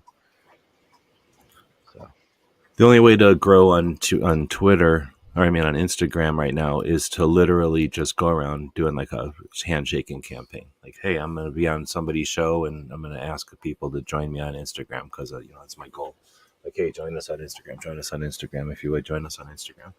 But that's really the only way you're going to get a following on Instagram anymore, is to go around on other platforms and ask people to do it. Literally, I don't think you can even pay Instagram to help you as a gun channel. But I don't necessarily think you need to go do something besides gun stuff, because who cares? Instagram is only as good as it is. It's only, I don't know. It's definitely behind everything else at this point. It's behind Rumble for me, as far as usefulness or effectiveness. It's just that it's ease of use is the only thing it's got going for it. And there are some people using it. right. But essentially, I don't know. I haven't done anything to kind of test it, but I'm assuming there's not that many people that I'm reaching with my Instagram that aren't also seeing my posts come up on YouTube or Patreon or wherever else it goes when I'm posting over there usually. And then as far as the archive, I'm not even going to try to act like it's useful. It's garbage. It's literally just a feed. So the only thing good about Instagram is that it was good when everyone was on it, because you could add to your feed and everyone else's feed, right? And people were watching their feed. But now people barely check it once in a while, and they could give a shit about a feed because now it's just a clog of old emails, essentially, and they're scrolling back through a bunch of old posts. So it's a totally different thing than it used to be. And I could totally see not putting effort into it at all, honestly. You don't even use Instagram, do you? I know you have it, but I don't remember you posting anything really ever. Instagram? Yeah. Yeah, I use Instagram all the time. Well, not all the time, but fairly regularly. I'll do a lot of the shorts I do. I'll throw up as reels, and then like I said, for me, it's more of a scrapbook or something for me. It's not. Yeah, it's definitely not even an archive. YouTube is a more useful archive. A blog post is the most useful archive. New York is saying he's never even had an IG. You're not the only one, but most people had it because it was super cool for a minute there. It was actually pretty awesome for a bit. And we were able to kind of keep up on stuff, and it was pretty neat. And then they got bought by Facebook, and it started to get less and less interesting. Well, and so here's the thing that drives me mad. And we went off, I think, on a lot of tangents today. But here's the thing that drives me mad. And this is why when people talk about YouTube going away or YouTube failing, it's like, YouTube is just so different, my perspective, than some of these other platforms. We'll take Instagram as an example. Instagram has shifted, like what Gary's talking about, where they don't promote certain things. But even aside from policy and certain niches and that sort of thing, Instagram has changed wildly as far as like you post a picture, like it's pretty much going to be crap. You might get a little bit of traction on a reel or something like that over there, maybe, right? Um, and as far as the searchability and how they serve their content to people that are viewing and on the platform, it's just it's a mess. It's an absolute mess. I mean, it's basically non-existent. Let's be honest. Um, You if definitely we need to look follow at weird recipe on Instagram right so now. It's not pictures. so Twitter used to be really really good about the trending and threads you're following and feeding you your feed and feeding you um, things of interest and that sort of thing. And it was, of course, bought out. It's changed over. It's X now, but you see a lot of complaints now about how X, formerly Twitter, I don't even know how to say that because most of the time if I say X, people don't know what I'm talking about. But there's a lot of complaints now that people are hitting that, and we're talking about it from the viewer standpoint. People are hitting that, or consumer standpoint. People are hitting that and not being served the stuff that they want, and then for them to navigate and be able to find those things and whatever is really a pain in the butt. So you've got two platforms, major platforms that have really dropped the ball when it comes to serving content to the viewer or the user, right? And YouTube just crushes that. They crush it. Um, and so when we're talking about differences of platforms and stuff like that, I think that's one thing to keep in mind. And that's one of the reasons that I don't put a lot of getting back into Jeff and his idea of not spending any more time on some platforms than you have to because the ROI is not there or whatever. Um, that's why. I mean, I see enough of the tech side and kind of what's going on there that weighs on my opinion too of like how much time am I going to spend on that platform for something like IG. If I've already made a short for YouTube, it's really easy to throw that up as a reel on IG. And then if I've got a picture or something like that, also really easy to throw up. And then, the people that have chosen to follow there because there's links everywhere. There's links on the website. There's links on, the YouTube channel. There's links everywhere to IG. And people go, oh, well, I watch the YouTube videos. I'll click and, follow over there on IG. Well, they kind of get that scrapbooking feed too. Now, Twitter, X, um, yeah, I do very little, if anything, over there, um, and I don't foresee that changing in the immediate future because that's more of a text based thing, quite honestly. There are people that link videos and link pictures and do other things over there, but um, it's if It's you want more to than be a text based thing. It's become a culture of bickering about politics. So when you put a review over there, they might be like, okay, I'm going to come up for air and watch a review. But that's only a certain amount of them. Right? Most of them well, are yeah. right over it because they're there to get angry about whatever somebody else is doing. What I'm saying is Instagram is one of those places that it's low ROI, yes, but it's low effort because I can take Instagram and I'm using Instagram and X right now because that's the two I'm talking about that I think have really dropped the ball. With Instagram, I've already got the content in a way because probably already dropped it on the YouTube community tab as far as a picture. I probably already created the short, so I could drop it over there. I don't even really have to tag a company in there. I don't really even have to put a description or anything. I can just drop it and go on because for the most part, Instagram is super visual. X is not super visual, right? So the the strategy I think that one would have to use with X if they wanted to gain any traction is not by just dropping your videos or your pictures over there and walking away. It's not even by dropping your videos and pictures and using a normal promotional sentence or two that you would on your community tab on YouTube or Facebook or something like that. I think what you've got to do is you've got to be first of all be very specific with the curation with the selection of things that you do drop, and those things that you do drop being able to tie them in with some type of snarky comment or something that relates that into like modern times, right? Like, here's my review of the, blah blah blah, and I can't believe that the, government wants to take this thing away, or the did you see the deal, the HR so and so in whatever state that wants to restrict the magazine capacity on this firearm here is ridiculous. You know, being able to create some kind of drama text or something around that post, I think, is the play on X.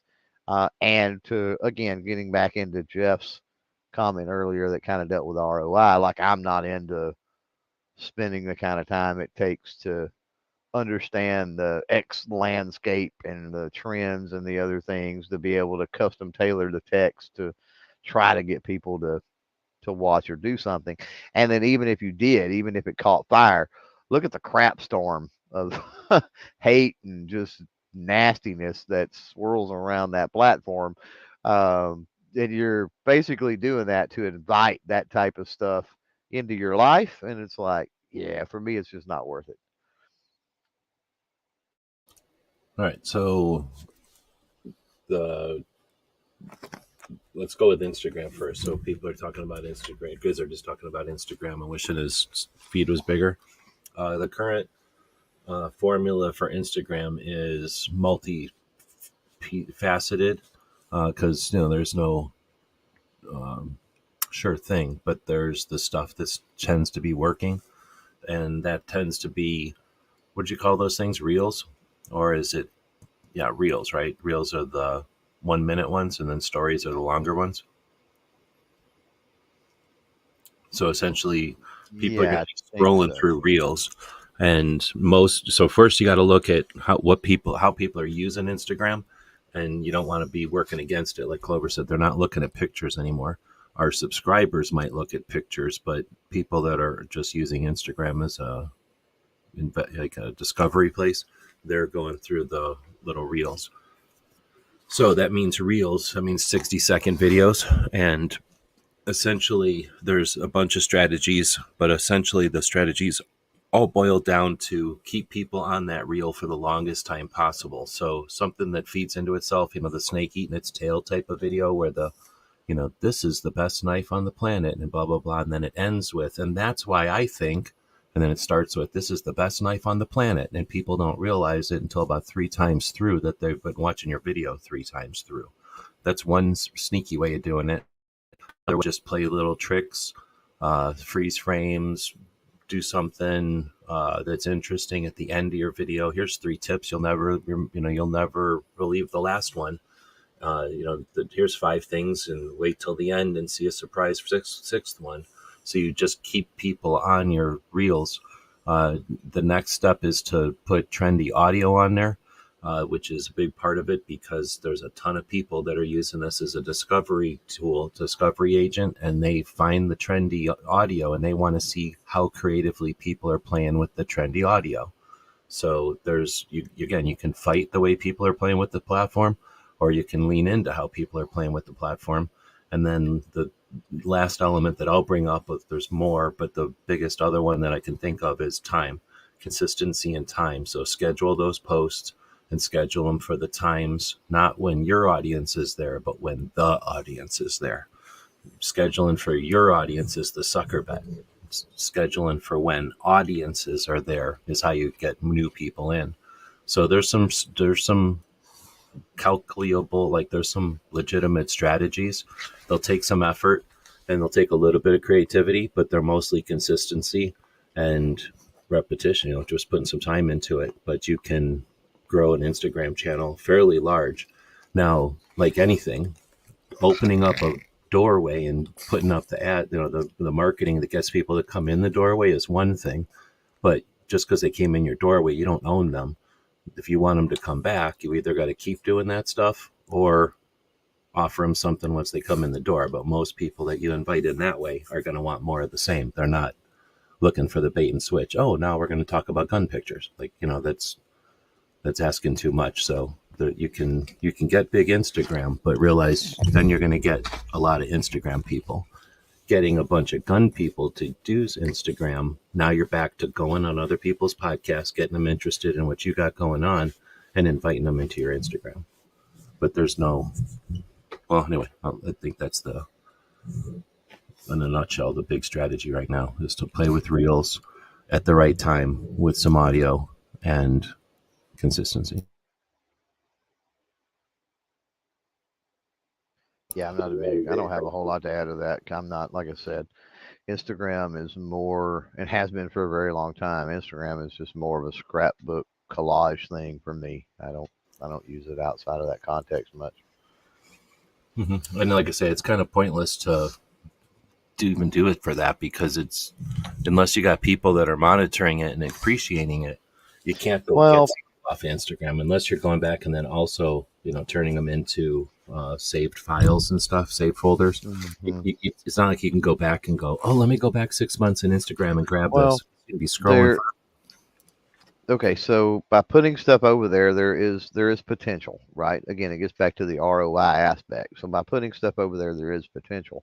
But then another thing that we haven't talked about, and Instagram plays into it, and with a new website, I haven't got it set up yet, but you can put your Instagram feed into your, embed into your website, and so that adds additional content to your website. Somebody could get lost in the fray as far as, using Instagram for that collage, for that scrapbook. Could you have that functionality built into your website? Yes. Is it probably optimal from a backup, you own the content standpoint to do that? Yes. That being said, if you're bringing your Instagram feed into your website, you've got that added element of it being over there on Instagram as well. So you could drive traffic to Instagram, you could drive traffic, and you could, by uploading it to Instagram, potentially, grow and get people over there, and it's just another place for your stuff to reside and your stuff to be, right? So there's that aspect too. I think that is kind of neat. I mean, I've got to set all that back up, because when I redid the website, the Instagram feed is one of the things that I just hadn't set it up yet. But it looks cool. It's neat because it kind of looks like a scrapbook or a collage, and it just has that feel to it, and I like it. I don't know how long you had it going, but Instagram hates APIs, so they fight people that. Oh, it's constantly updating it. Yeah. You got to constantly have to update that thing. And then that means that the people who make the plugin, we're talking about a plug-in to your WordPress essentially, or a plug-in to your website software that allows the Instagram feed to come over. Now you can do that with other things like YouTube feeds and other things, and they're kind of cool with it because they understand the value. Instagram's jerks. Like I don't know why they hate this, but they hate it. So they'll allow it for a while, and they'll allow it a little bit. They'll allow it, but now we're going to change it. They'll allow it, but now we changed our rules again. So the person who's making that third-party plugin or that interface, they're constantly having to upgrade. They're constantly having to update. And almost everybody's using it for free. So, occasionally somebody's paying for it, but I'm assuming they don't pay the bills. Nobody's getting rich on that, because those companies come and go. You'll find a good one and it'll last a little while, maybe a year if you're lucky, and then it's gone. They just don't update it anymore. Sometimes the people are so good they get hired by somebody and they just leave their old projects go.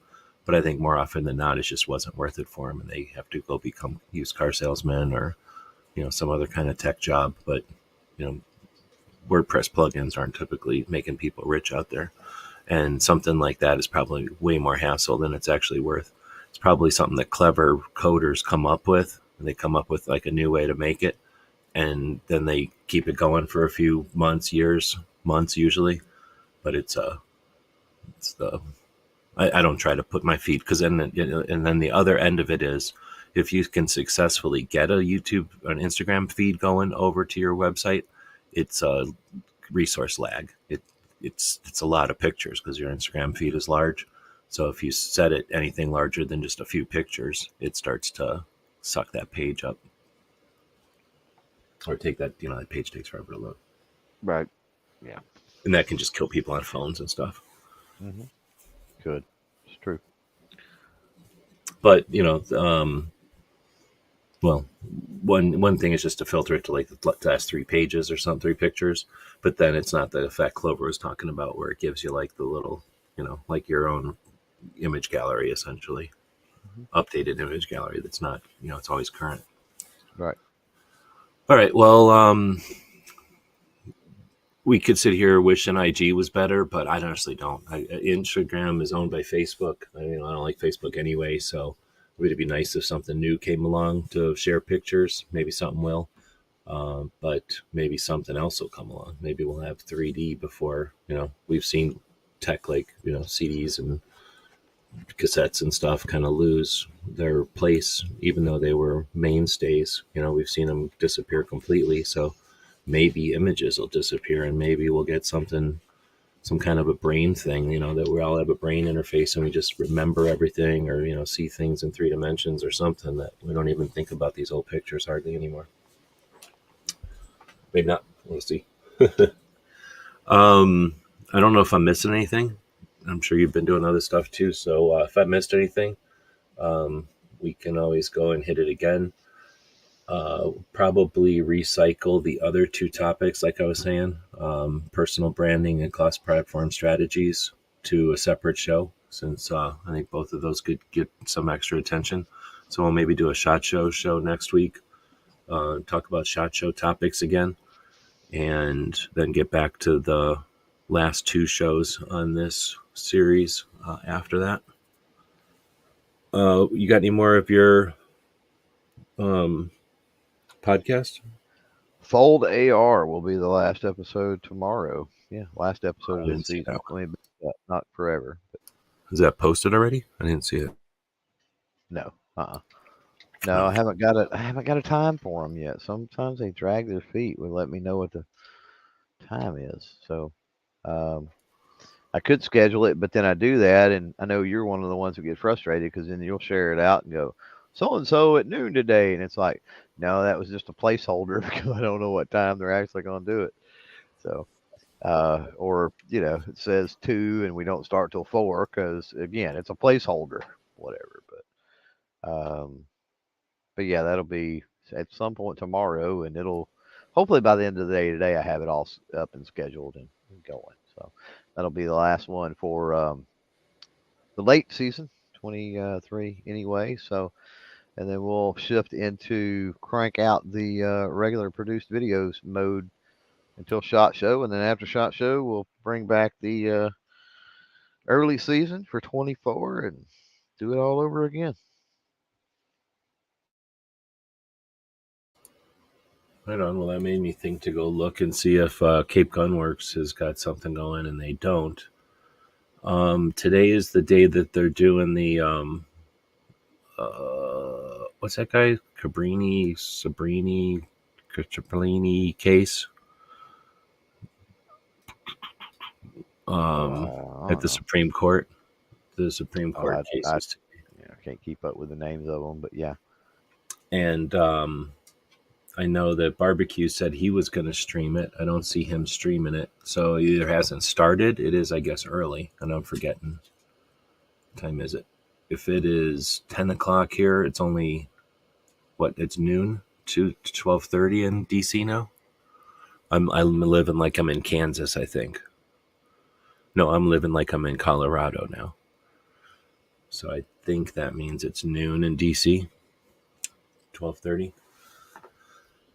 So I would think it would be 12:30. Then they probably would have started at 9. So maybe they're not streaming it. But anyway, I don't see anybody streaming it.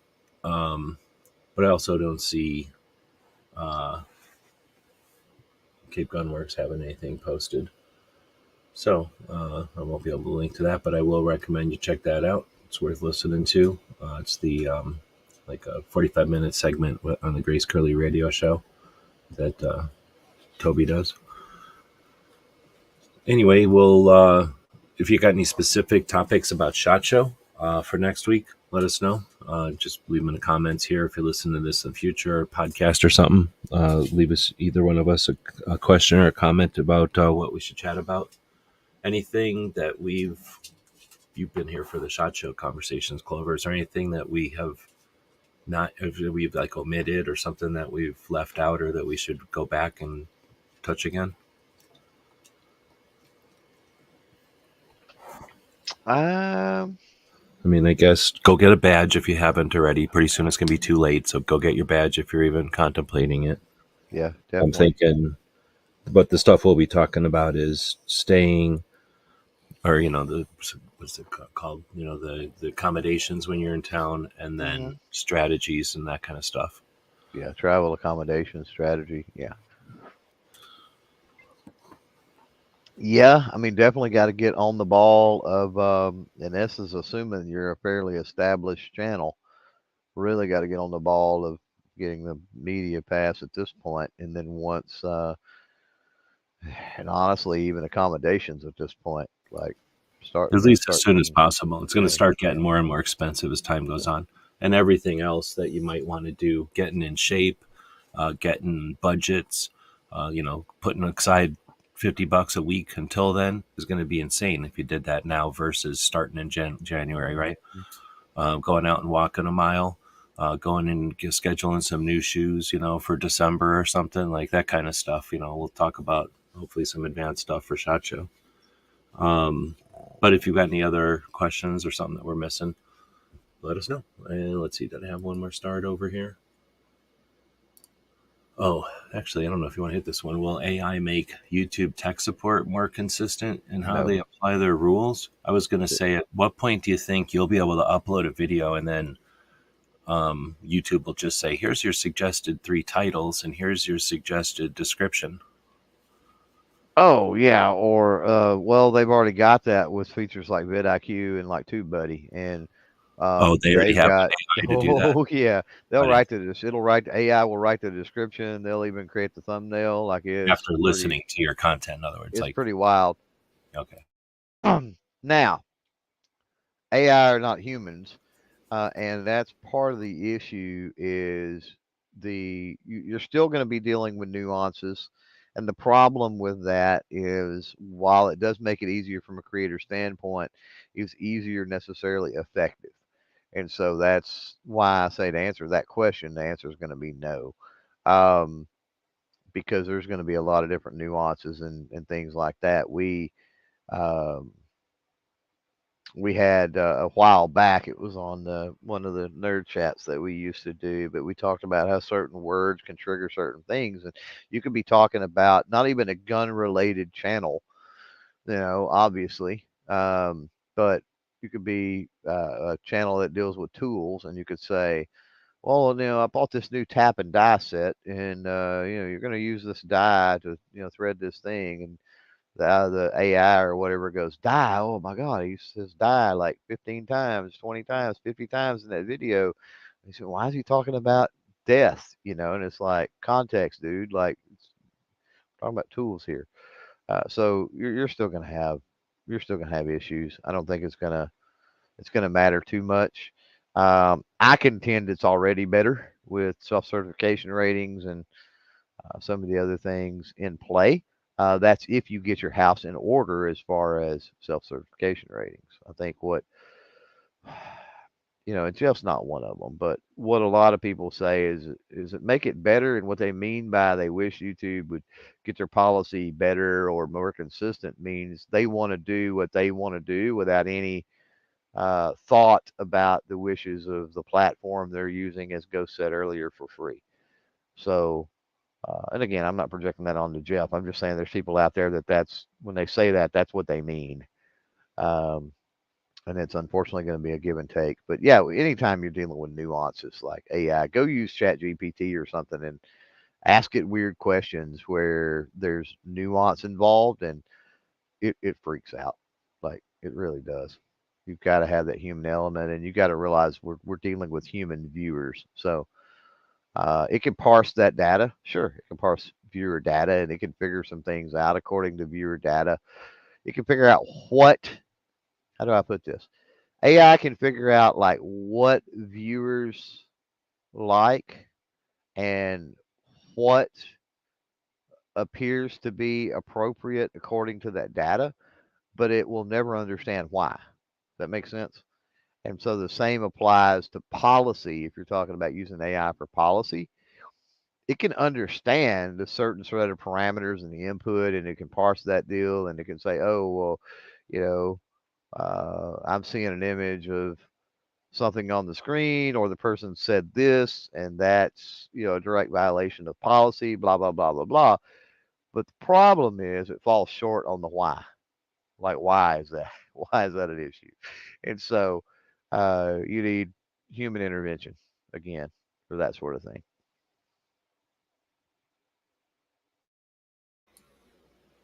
But I do think we'll see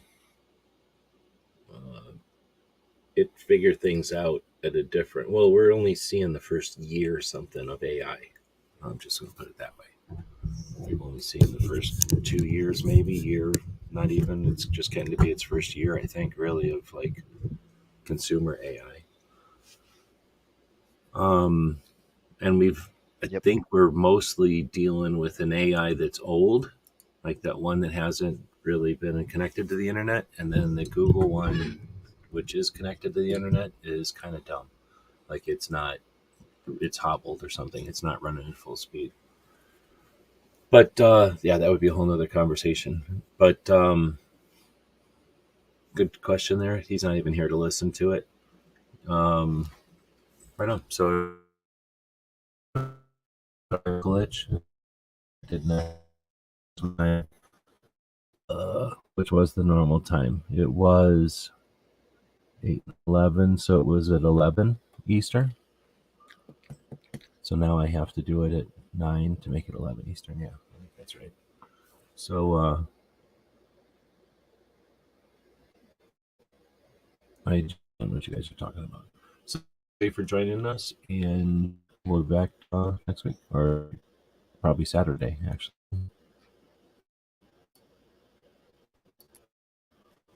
Yeah, I should put it down there.